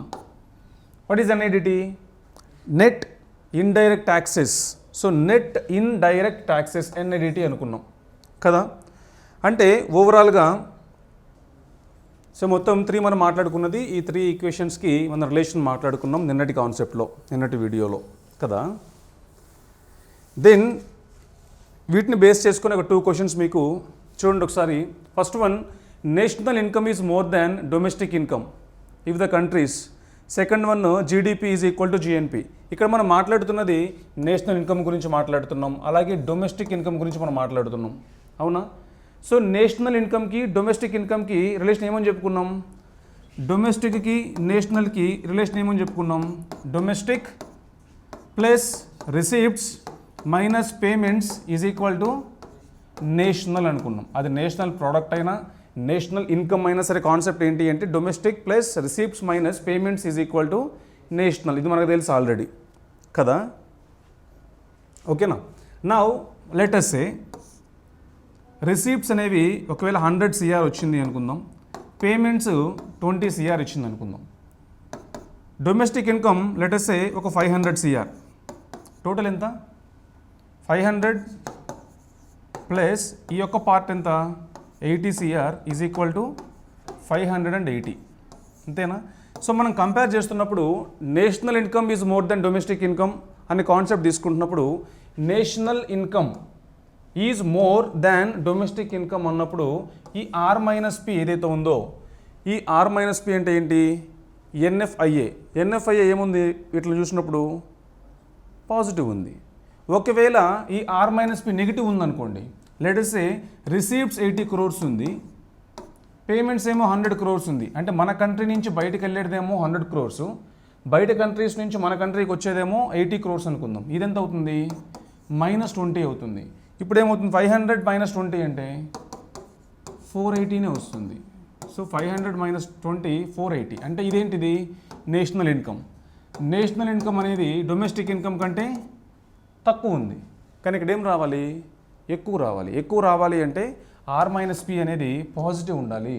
సో ఇక్కడ సింపుల్ థింగ్ ఏంటి అంటే ఇక్కడ సమ్ ఎక్స్ ఉంది, ఇక్కడ సమ్ వై ఉంది, ఈ ఎక్స్ వై కంటే పెద్దది ఉండాలి అంటే కొంత యాడ్ చేయాలి కదా అమౌంట్ ఇక్కడ మనం యాడ్ చేయాలి అన్నప్పుడు ఇది కంపల్సరీ ఏముండాలి పాజిటివ్ ఉండాలి. So R minus P positive. ఇది ప్రీవియస్ ఇయర్ క్వశ్చన్ అన్నట్టు దీనికి సంబంధించి. ప్యూర్లీ ఈ టాపిక్ మొత్తం నేర్చుకోకుండా కూడా ఏవైతే 3 కాన్సెప్ట్స్ నేర్చుకున్నామో సో వాటిని బేస్ చేసుకుని మనం ఏం చేయొచ్చు అంటే వీటిని మాట్లాడుకోవచ్చు. Clear? Then GDP is equal to GNP అన్నాడు. ఇది కూడా మీకు టాపిక్ మొత్తం నేర్చుకున్నాక చెప్పగలుగుతారు, కానీ నిన్న నేర్చుకున్న బేసిక్ కాన్సెప్ట్ కూడా చేయొచ్చు. ఎలా అంటే for example GDP is equal to GNP కదా. ఈ జీడిపిలో జిఎన్పిలో gross domestic product and gross national product. So gross domestic product, gross national product రెండిట్లో కూడా గ్రాస్ కామన్, రెండిట్లో కూడా ప్రోడక్ట్ కామన్. ఏది మారింది? ఒక దాంట్లో డొమెస్టిక్ ఉంది, ఒక దాంట్లో నేషనల్ ఉంది కదా. ఈ రెండు ఈక్వల్ అంట. Domestic is equal to national అవ్వాలి అంటే domestic plus or minus P is equal to national కదా. Domestic is equal to national అవ్వాలి అంటే దీని వాల్యూ ఎంత అవ్వాలి? ఎంత ఉండాలి? అది 0. ఈ వాల్యూ 0 అయితేనే కదా ఇది 100 అవ్వాలి అంటే ఎంత యాడ్ చేయాలి? 0 యాడ్ చేయాలి. సో 0 అవ్వాలి అంటే మీనింగ్ ఏంటి? రిసీప్ట్స్ ఎంతైతే ఉన్నాయో పేమెంట్స్ కూడా అంతే ఉన్నాయి. 100 crores బయటికి వెళ్తుంది, 100 crores లోపలికి వస్తుంది అన్నప్పుడు ఏం చేంజ్ ఉండదు. So domestic is equal national అవ్వాలి అంటే ఆర్ మైనస్ పి వాల్యూ ఏం అవ్వాలి? 0 అవ్వాలి. ఆర్ మైనస్ పి అంటే ఏంటి? NFIA. So NFIA value should be 0. ఇది క్లియరా? ఎస్. సో ఇది నార్మల్గా ఈ కాన్సెప్ట్స్ బేసిక్వి నేర్చుకున్న తర్వాత కూడా మీకు ఆటోమేటిక్గా క్లారిటీ వస్తుంది అన్నట్టు. క్లియరా? నౌ అసలు మెయిన్ టాపిక్లోకి ఎంటర్ అవుతాం ఈరోజు. ఇది అర్థం అవ్వాలి అంటే మీకు నిన్న నేర్చుకున్న కాన్సెప్ట్ అర్థం అవ్వాలని చెప్పుకున్నాం. So coming to today's topic, ఈరోజు చాలా మెయిన్ టాపిక్ అండి ఇది. నార్మల్గా ఏదైతే బేసిక్ కాన్సెప్ట్స్ నేర్చుకున్నామో సో 3 కాన్సెప్ట్స్ ఏవైతే అనుకున్నామో గ్రాస్ వర్సెస్ నెట్ అని, అలాగే డొమెస్టిక్ వర్సెస్ నేషనల్ అని, అలాగే market prices versus factor cost మనం మాట్లాడుకున్నాము. ఈ 3 కాన్సెప్ట్స్ని బేస్ చేసుకుని ఈరోజు మొత్తం కూడా టాపిక్ నడుస్తుంది అన్నట్టు. క్లియర్? సో దీంట్లో ఫస్ట్ వన్ ఏంటి అంటే ద డెఫినేషన్ ఆఫ్ జీడిపి. ఇది ఒక్కటి మనం క్లారిటీగా నేర్చుకుంటే ఈ జీడిపి దగ్గర నుంచి మనం నేషనల్ ఇన్కమ్ కాన్సెప్ట్ డిరైవ్ చేస్తాం, నేషనల్ ఇన్కమ్ కాన్సెప్ట్ నుంచి per capita income concept derive చేస్తాం అన్నట్టు. సో ఇవన్నీ కూడా సమ్ మోడిఫికేషన్స్ చేసుకుంటూ 1 by 1 వెళ్తాం అన్నట్టు. కానీ ఏది రావాలన్నా సరే వీటిల్లో మీకు ఫస్ట్ తెలియాల్సింది ఏంటి అంటే దీంట్లో ఫస్ట్ అండ్ ఫార్మోస్ట్ కాన్సెప్ట్ ఏంటి అంటే so the definition of GDP. So GDP అంటే నార్మల్లీ గ్రాస్ డొమెస్టిక్ ప్రోడక్ట్. ఇది మీకు అందరికీ ఐడియా ఉంటుంది. సో గ్రాస్ డొమెస్టిక్ ప్రోడక్ట్ అంటే ఏంటి? బై డెఫినిషన్ డీకోడ్ చేద్దాం మొత్తం డెఫినిషన్ని. ఇది ఒక్కటి అర్థం చేసుకోండి, రిమైనింగ్ టాపిక్ అంతా easy. It is a monetary value of all final goods and services that are produced within a geographical territory of a nation over a period of time అని చదువుతాం. మొత్తం 4 కాన్సెప్ట్స్ ఉన్నాయి డెఫినేషన్లో. మొత్తం 4 థింగ్స్ ఉంటాయి. ఈ 4 things అర్థం చేసుకునే డెఫినేషన్ ఈజీ. ఏమంటుంది దాన్ని? It is a monetary value of all final goods and services that are produced within a geographical territory of a nation over a period of time. అంటే meaning ఏంటి అంటే సి మానిటరీ వాల్యూ అంటే let us say 2025-26 with financial year లో total గా let us say 100 goods and services produce అయ్యాయి అనుకుంటే ఆ గూడ్స్ అండ్ సర్వీసెస్ యొక్క మానిటరీ వాల్యూ అంటే ఏంటి? ఒక గూడ్ ఒక సర్వీస్ యొక్క ప్రైస్ 10 రూపీస్ అనుకుంటే 100 గూడ్స్ ఎంత అయింది? 1000 రూపీస్ అయింది. అంటే టోటల్ గూడ్స్ అండ్ సర్వీసెస్ యొక్క మానిటరీ వాల్యూ ఏదైతే ఉంటుంది అంటే దానికి ప్రైస్ తో మల్టిప్లై చేసుకుంటాం. Clear? So for example 100 goods ఉన్నాయి. 100 గూడ్స్ లో 50 గూడ్స్ ఏమో 10 రూపీస్, 50 గూడ్స్ ఏమో 20 రూపీస్ అనుకోండి. టోటల్ ఎంత అవుతుంది? 1500 రూపీస్ అవుతుంది. క్లియర్? సో ఏదైతే ప్రొడక్షన్ జరిగిందో ఆ ప్రొడక్షన్ జరిగిన మొత్తం గూడ్స్ యొక్క మానిటరీ వాల్యూ అని చెప్తున్నాం అన్నట్టు. అంటే దాన్ని ఇన్ టర్మ్స్ ఆఫ్ రూపీస్ లో కన్వర్ట్ చేస్తున్నాం by multiplying it's price. Clear? So that is monetary value. అంటే ఏంటి, మన జీడిపి 250 crores ఉంది, ఆ 300 crores ఉందని చెప్తాం. అంటే ఇన్ టర్మ్స్ ఆఫ్ రూపీస్ లో మనం మాట్లాడుతున్నాం. That is a monetary value. Clear? రెండోది ఏంటి, all final goods and services. ఇక్కడ మనం అండర్లైన్ చేయాల్సింది ఏంటి అంటే final goods and services. So what are final goods and services మనం మాట్లాడుకున్నాం ఆల్రెడీ. ఏంటది అంటే స్టార్టింగ్ టెర్మినాలజీ గురించి మాట్లాడినప్పుడు గూడ్స్ అనేవి రెండు రకాలు. గూడ్స్ అనేవి 2 types మార్కెట్లో. ఒకటి intermediary goods or semi furnished or semi finished goods అనుకున్నాం. రెండోది ఫైనల్ గూడ్స్ అనుకున్నాం. అవునా? So intermediary goods and final goods. ఈ ఇంటర్మీడియట్ గూడ్స్ ఏవైతే ఉన్నాయో వాటికి ఎగ్జాంపుల్ ఏమని చెప్పుకున్నాం మనం? ఈ ఇంటర్మీడియట్ గూడ్స్ అంటే ఏమనుకున్నాము? ఎగ్జాంపుల్ ఏమని చెప్పుకున్నాము? ఎగ్జాంపుల్ ఎంఆర్ఎఫ్ కంపెనీ ప్రొడ్యూస్ చేసే టైర్స్ ఏవైతే ఉన్నాయో ఆ టైర్స్ అనేవి ఆ ఎంఆర్ఎఫ్ కంపెనీ ఫైనల్ ప్రొడక్ట్ ఏమో, కానీ ఎవరికి కాదు? ఎకానమీలో ఒక కన్స్యూమర్కి కాదు. సో ఇక్కడ ఫైనల్ ప్రొడక్ట్ మీనింగ్ ఏంటి అంటే ఈ కంపెనీకి సంబంధించింది కాదు, with respect to the economy తీసుకుంటాం మనం. ఎకానమీలో లెటెస్ట్ మ్యాంగో ఉంది అనుకుందాం. సో మ్యాంగో ఫామ్ ఉంది, డైరెక్ట్ గా కన్స్యూమర్ మ్యాంగో తినేసాడు అనుకోండి, మ్యాంగో అనేది ఏంటి? Final product. కోకోకోలా కంపెనీ వాళ్ళు ఆ మ్యాంగోస్ మొత్తం తీసుకెళ్ళి మనకి మాజా కిందనో ఫ్రూటీ కిందనో కన్వర్ట్ చేసి అమ్మారు అనుకోండి, కన్స్యూమర్ దాన్ని వాడుతున్నాడు అంటే మ్యాంగో ఏంటి అక్కడ? ఫైనల్ ప్రోడక్ట్ కాదు, mango is a raw product అన్నట్టు ఎవరికి? Coca Cola company. So that Maaza or Frooti అనేది ఏంటి? ఫైనల్ ప్రోడక్ట్ అవుతుంది. ఇక్కడ ఏదైనా ఒక గుడ్ ఆర్ థింగ్ ఏదైతే ఉందో మనం ఫైనల్ ప్రోడక్ట్ ఫైనల్ గుడ్ అని చెప్పాలి అంటే ఫైనల్ ప్రోడక్ట్ చెప్పాలి అంటే దేని బేసిస్ మీద చెప్తున్నాము? కన్స్యూమర్ కి సాటిస్ఫాక్షన్ వస్తుందా లేదా, కన్స్యూమర్ సాటిస్ఫాక్షన్ లెవెల్ బట్టి మనం ఏం చెప్తున్నాం దాన్ని, అది ఫైనల్ కూడా కాదా చెప్తున్నాము. ఇది క్లియర్. సో అల్టిమేట్ గా గూడ్స్ అనేవి మనకి ఇంటర్మీడియట్ గూడ్స్ ఉన్నాయి, ఫైనల్ గూడ్స్ ఉన్నాయి. మనం చెప్పిన ఇంజన్ పార్ట్స్ కానీ, మనం చెప్పిన మిర్రర్స్ కానీ, మనం చెప్పిన స్టీల్ ప్లేట్స్ కానీ, స్టీల్ బిల్లెట్స్ కానీ, ఐరన్ బిల్లెట్స్ కానీ, ఇలాంటివన్నీ ఏంటి? అవన్నీ కూడా ఇంటర్మీడియట్ ప్రొడక్ట్స్. అంటే ఆ గూడ్స్ ఆ ప్రొడక్ట్స్ ఇంకొక ఫర్దర్ ప్రాసెస్ జరిగితే కానీ అల్టిమేట్ కన్స్యూమర్ సాటిస్ఫాక్షన్ ఇవ్వవు. అంటే ఏదో ఒక ప్రాసెస్ ట్రాన్స్ఫర్మేషన్ అయితే తప్ప అది అల్టిమేట్ గా మార్కెట్ లో ఫైనల్ కూడా కన్వర్ట్ కాదు. అలాంటి వాటిని మనం ఏమంటున్నాము?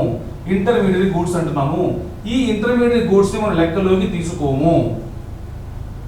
ఈ ఇంటర్మీడియట్ గూడ్స్ ని టెక్నికల్ ఏం పిలుస్తామంటే ఇన్వెంటరీ అంటాం. ఇన్వెంటరీ అంటే అది నెక్స్ట్ ఫైనల్ ప్రోడక్ట్ కి యూజ్ అయ్యేటువంటి థింగ్ తప్ప ఈ ఫైనాన్షియల్ ఇయర్ లో అది ఫైనల్ ప్రోడక్ట్ కాదు.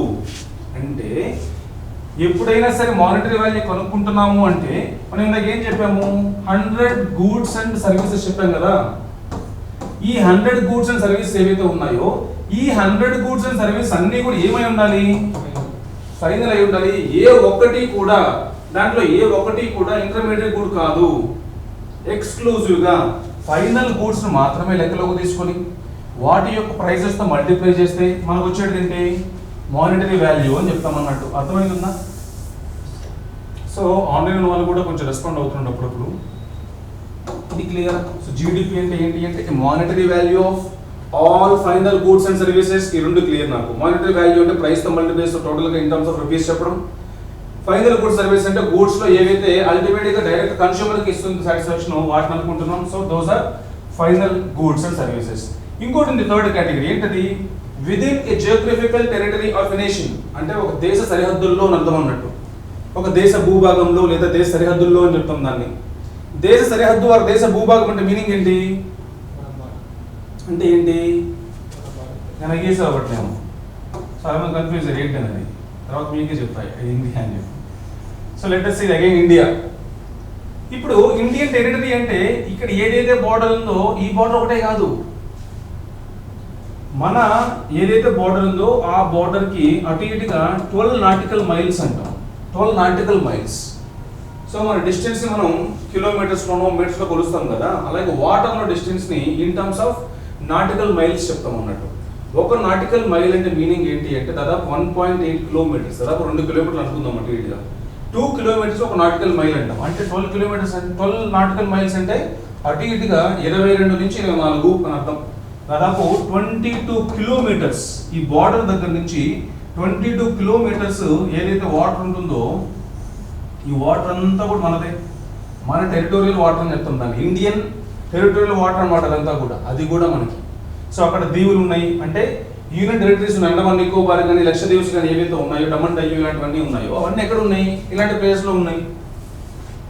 సో మన ఇండియన్ టెరిటరీ అంటే మనకి ఏదైతే కనిపిస్తున్న స్ట్రక్చర్ ఇదే కాకుండా ఈ చుట్టూ ఉన్నటువంటి 12 నాటికల్ మైల్స్ వాటర్ వరకు కూడా అంతా కూడా ఏంటి మన యొక్క జియోగ్రఫికల్ టెరిటరీ అన్నమాట.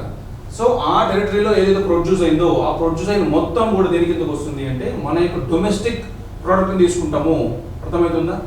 సో ఓవరాల్గా మానిటరీ వాల్యూ అంటే ఇన్ టర్మ్స్ ఆఫ్ ప్రైస్తో మల్టిప్లై చేస్తున్నాం. ఫైనల్ గుడ్స్ అంటే సింపుల్గా కన్స్యూమర్కి సాటిస్ఫై ఇచ్చేది. అలాగే జియోగ్రఫికల్ టెరిటరీ అంటే ఏంటి, సో మన దేశ భూభాగం అనుకున్నాం, అంటే మన టెరిటరీ ప్లస్ అలాగే మన యూనియన్ టెరిటరీస్ కావచ్చు, అలాగే మన ఎయిర్ బేస్ కావచ్చు, వాటర్ బేస్ కావచ్చు, అంతా మన పరిధిలో ఏదైతే ఉందో అది మొత్తం లెక్కలో తీసుకుంటాం.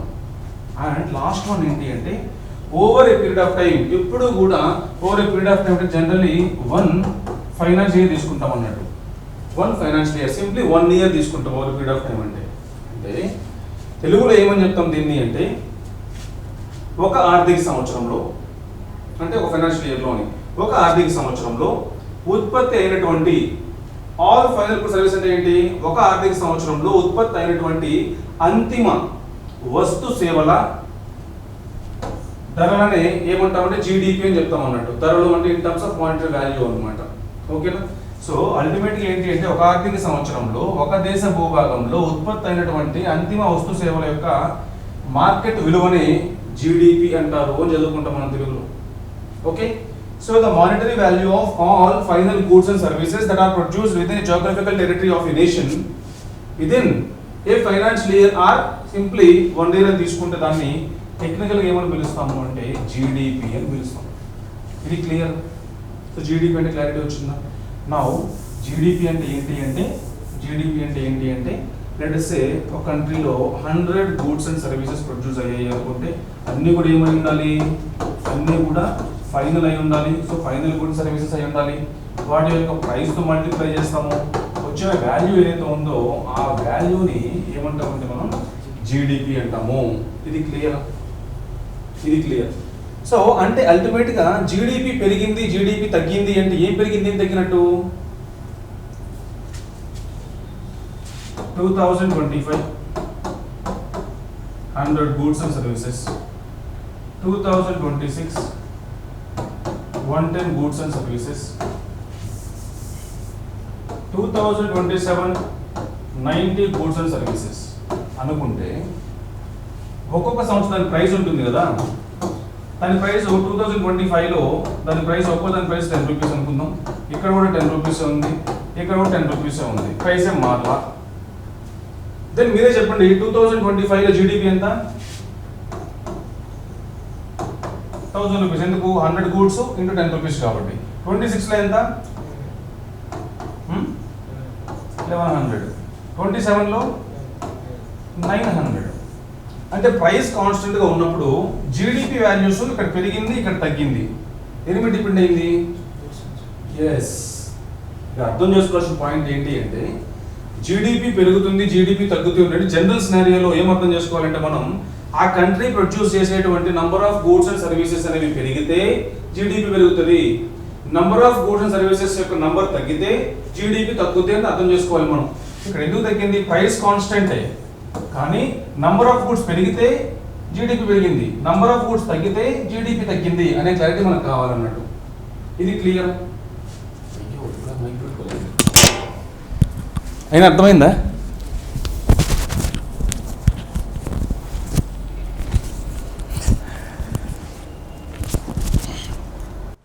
సో ఆన్లైన్ ఉన్న వాళ్ళకి ఎవరో ఒకరు మెన్షన్ చేయండి అమ్మా. మీకు ఇప్పటిదాకా వాయిస్ క్లియర్ ఉండింది కదా? అంటే యాక్చువల్లీ పెద్ద గరిసాను కాబట్టి పర్లేదు అనుకుంటున్నా.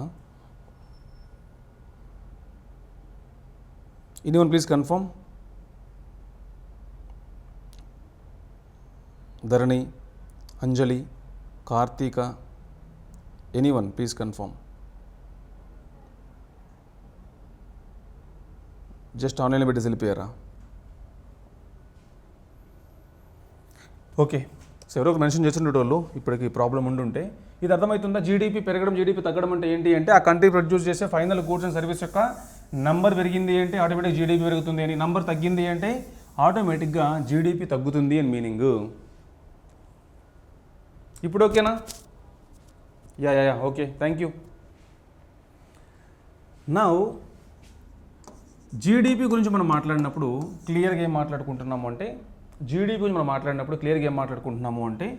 ఇది అర్థం చేసుకోండి. రిపీట్గా వచ్చినప్పటికీ కూడా టోటల్గా 100 గూడ్స్ అండ్ సర్వీసెస్ ఉన్నాయి అన్నప్పుడు దేంతో మల్టిప్లై చేస్తున్నాం? మల్టిప్లికేషను ప్రైస్తో చేస్తున్నాం, అవునా? ఈ ప్రైజెస్ నార్మల్గా 2 రకాలు. ఏంటవి అంటే నంబర్ 1 నిన్న మనం మాట్లాడుకున్నాం. ఏంటవి? ఎన్ని రకాల ప్రైజెస్ ఉన్నాయి? నంబర్ 1 మార్కెట్ ప్రైస్ ఉంది, నంబర్ 2 ఫ్యాక్టర్ కాస్ట్ ఉంది. అదే కదా మాట్లాడుకున్నాం మనం. Factor cost plus taxes minus subsidies is equal to market price అని, factor cost plus NIDT is equal to market price అని మాట్లాడుకున్నాం కదా. అంటే ఎన్ని ప్రైజ్లు ఉన్నాయి ఇక్కడ నార్మల్గా మన దగ్గర?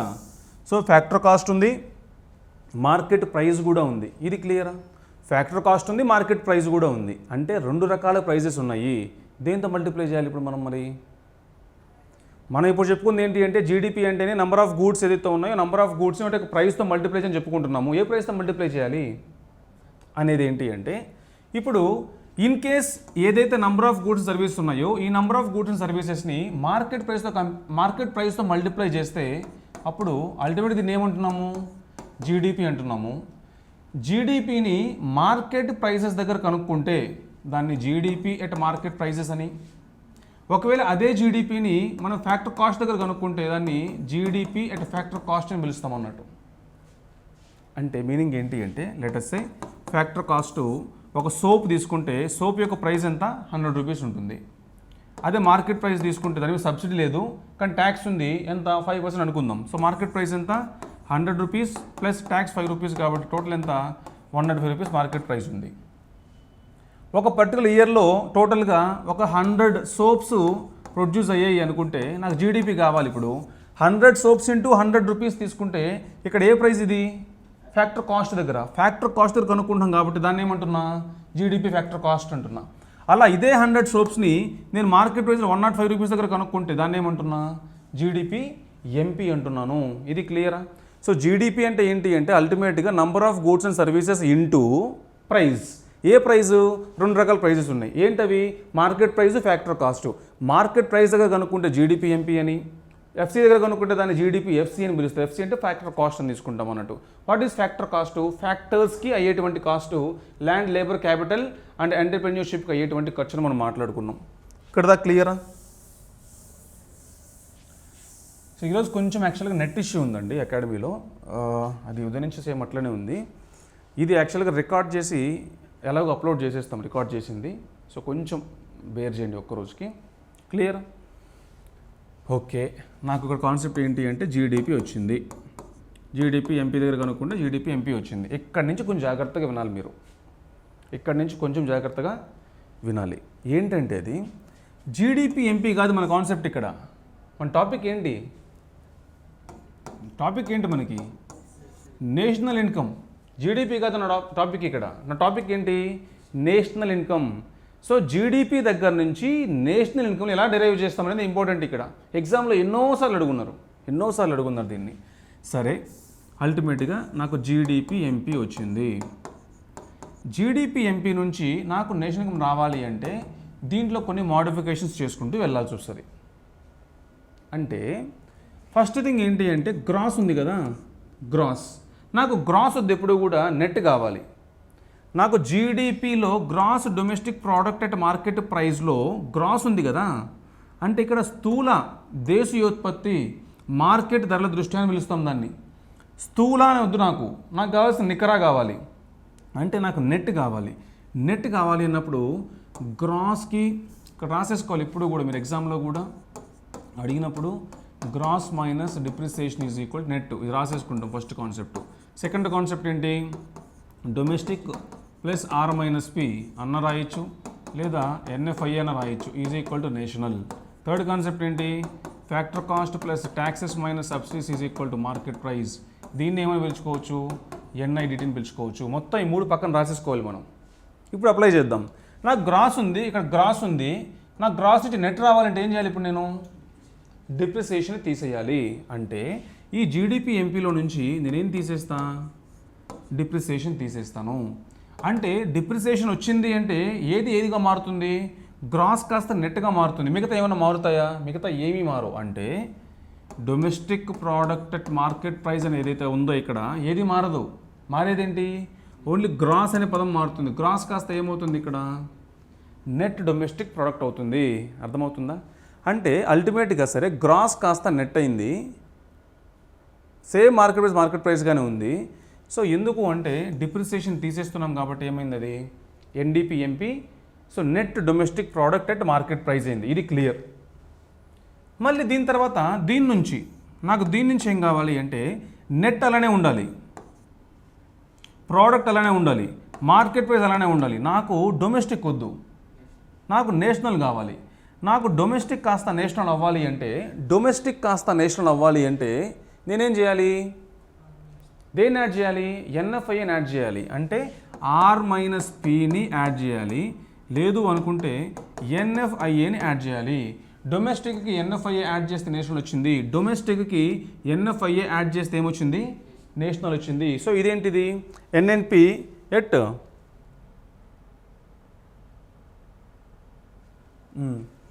సో ఈరోజు కొంచెం టెక్నికల్ గ్లిచ్ ఉంది, అందుకే మీకు వాయిస్కి దానికి సంబంధించింది వస్తుంది.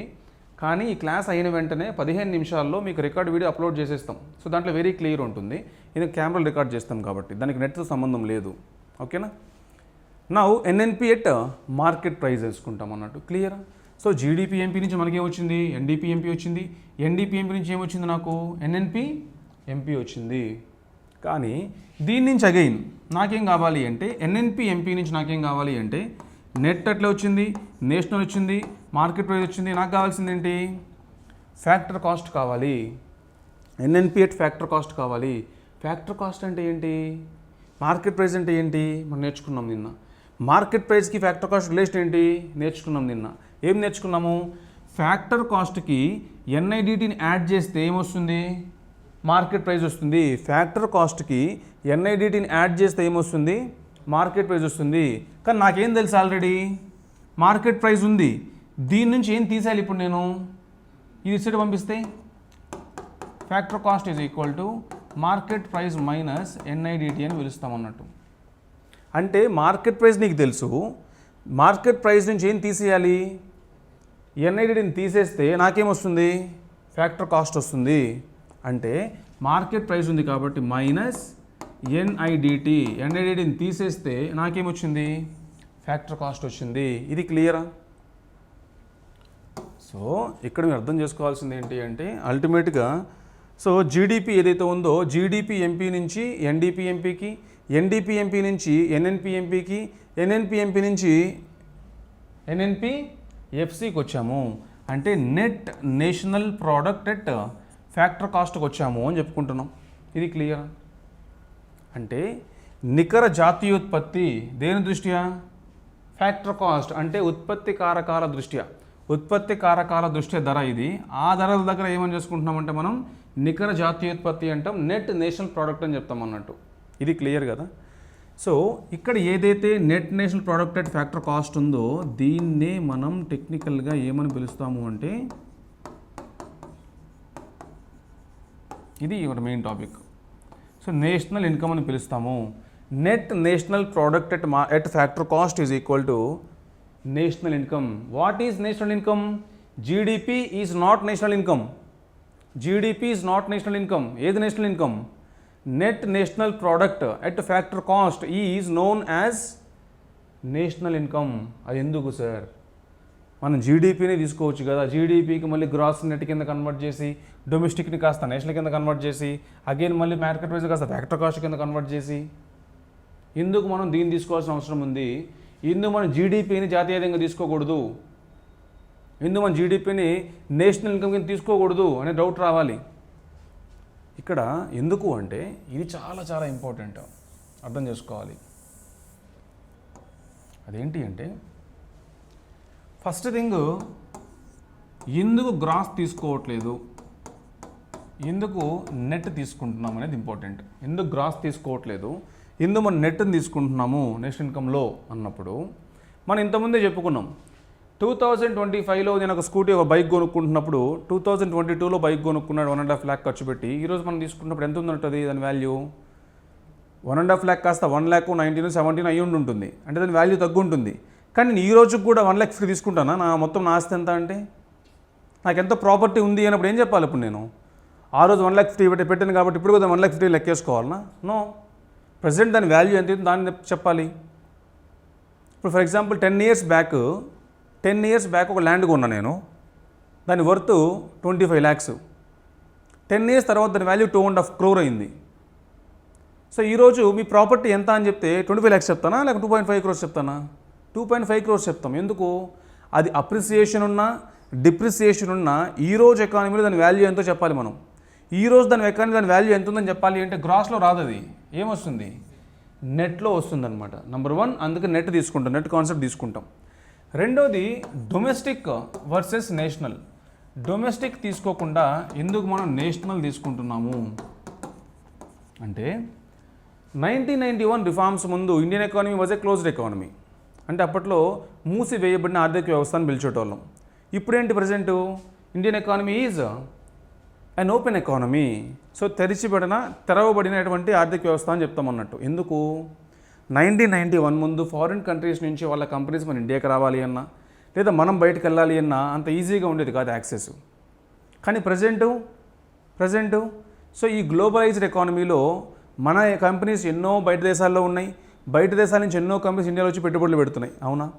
సో అలాంటప్పుడు ఏది ఇంపార్టెన్స్ పెరిగింది అంటే ఆటోమేటిక్గా డొమెస్టిక్ అంటే కూడా నేషనల్ కాన్సెప్ట్ పెరిగింది. అంటే మన కంట్రీ వాళ్ళు ఎంతోమంది బయట దేశాలకు వెళ్తున్నారు, ఆ అమౌంట్ వెనక్కి పంపిస్తున్నారు, బయట కంట్రీ నుంచి ఎన్నో మన లోపలికి వస్తున్నాయి, మనం బయటకు పంపిస్తున్నాము. అంటే ఇంతమంది కాన్సెప్ట్ ఏంటి? ఓన్లీ ఇండియాలో మాత్రం ప్రొడ్యూస్ చేయాలని ఉండేది, అది డొమెస్టిక్ కాన్సెప్ట్. కానీ ఇప్పుడు అట్లా కాదు, it's a globalised economy. So you can produce wear ever you want and rest of the world also can produce wear ever they want. అలా చాలా కంపెనీస్ ఇండియాకి వస్తున్నాయి, మన కంపెనీస్ చాలా బయటకు వెళ్తున్నాయి. సో ఈ ప్రాసెస్లో డొమెస్టిక్ అంటే కూడా కాన్సెప్ట్ ఏది ఇంపార్టెంట్? ఇప్పుడు నేషనల్ కాన్సెప్ట్ ఇంపార్టెంట్. అందుకే దాన్ని తీసుకుంటున్నాం, నెట్ నేషనల్ తీసుకుంటున్నాం. ఎందుకు మనం ఫ్యాక్టర్ కాస్ట్ తీసుకోవాలి? ఎందుకు మనం ఎంపీ తీసుకోకూడదు? ఎందుకు మనం ఫ్యాక్టర్ కాస్టే తీసుకోవాలి? అది ఎందుకు మనం ఎంపీ తీసుకోకూడదు అంటే చూద్దాం. ఇప్పుడు లెట్ us say 2024లో మనం 100 goodsని ప్రొడ్యూస్ చేసాం. ప్రైస్ ఎంత అంటే 50 rupees. ఎంత అయింది? ఇది 5,000 rupees అయింది జీడిపి కదా. ఏ ప్రైస్ ఇది? ఇది మార్కెట్ ప్రైస్ 50 rupees అనమాట. నెక్స్ట్ 2025లో కూడా అదే 100 goods ప్రొడ్యూస్ చేశాను, కానీ దాని ప్రైస్ 60 rupees అయింది. అంటే ఎంత అయినట్టు? 6,000 అయినట్టు. ఇందా మీకు ఏం చెప్పాను ఆల్రెడీ స్టార్టింగ్లో నేను, జీడిపి పెరిగింది అంటే ఎలా పెరగాలి జీడిపి? మనం ప్రొడ్యూస్ చేసే గూడ్స్ అండ్ సర్వీసెస్ పెరిగితే ఆటోమేటిక్గా జీడిపి పెరిగి అనిపించాలి. కానీ ఇక్కడ సినారియోలో గూడ్స్ ఏమన్నా మారినాయా? గూడ్స్ మారట్లేదు. కానీ ఏం మారింది? సింపుల్గా ప్రైస్ మారింది అంతే. ప్రైస్ ఇక్కడ 50 రూపాయలు, ఇప్పుడు 60 రూపాయలు. ఏం మారింది ఇక్కడ? సింపుల్గా గవర్నమెంట్ యొక్క ట్యాక్స్ పెరిగింది అనుకుందాం. ఇంతకుముందు సోప్ చెప్పాను కదా 100 rupees అని.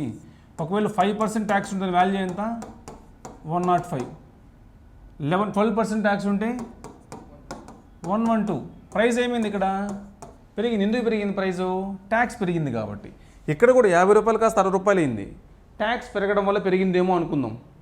గూడ్స్ పెరగకుండా, నంబర్ ఆఫ్ గూడ్స్ పెరగకుండా జస్ట్ ట్యాక్స్ పెరిగింది. ట్యాక్స్ పెరగడం వల్ల మనకేమి అనిపిస్తుంది?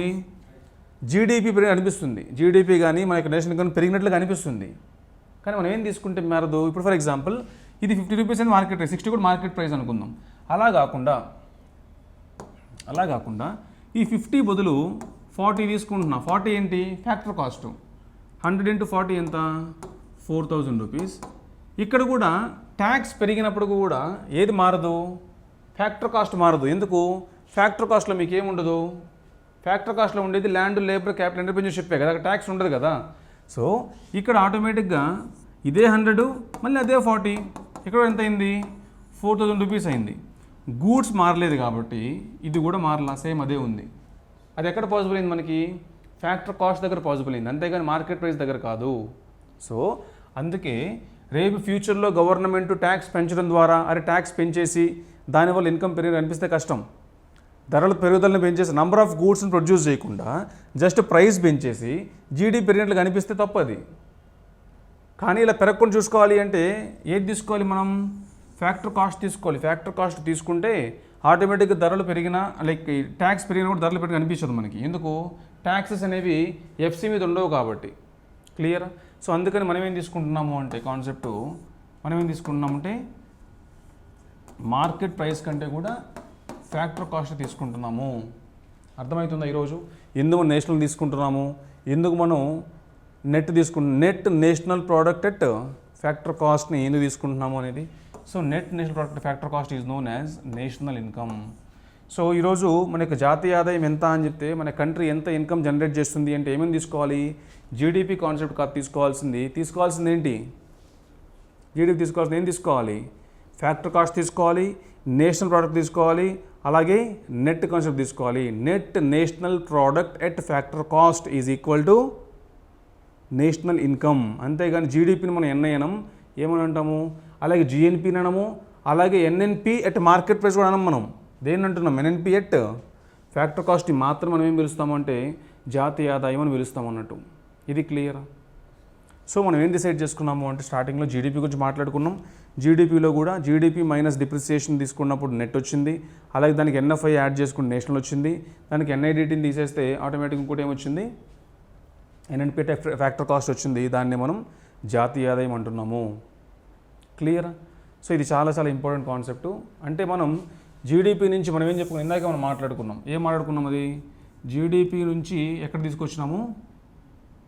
NNP at factor cost which is also known as national income అనుకున్నాం. సో నేషనల్ ఇన్కమ్ కాన్సెప్ట్ తీసుకొచ్చాం మనం. ఈ నేషనల్ కాన్సెప్ట్ నుంచి మళ్ళీ ఏం తీసుకెళ్తాము అంటే per capital income, personal disposable income, ఇలాంటి కాన్సెప్ట్స్ వస్తాయి. అది మనం రేపు మాట్లాడుకుందాం. ఓకేనా? సో ఇక్కడ దాకా అర్థం చేసుకోండి. జీడిపి కాన్సెప్ట్, జీడిపి నుంచి ఎన్ఎన్పి ఎట్ ఫ్యాక్టర్ కాస్ట్, దాన్నే మనం నేషనల్ ఇన్కమ్ అంటాము. అంతవరకు గుర్తుపెట్టుకుంటే సరిపోద్ది ఈరోజుకి. క్లియర్? సో నెక్స్ట్ కాన్సెప్ట్ రేపు కలుద్దాం.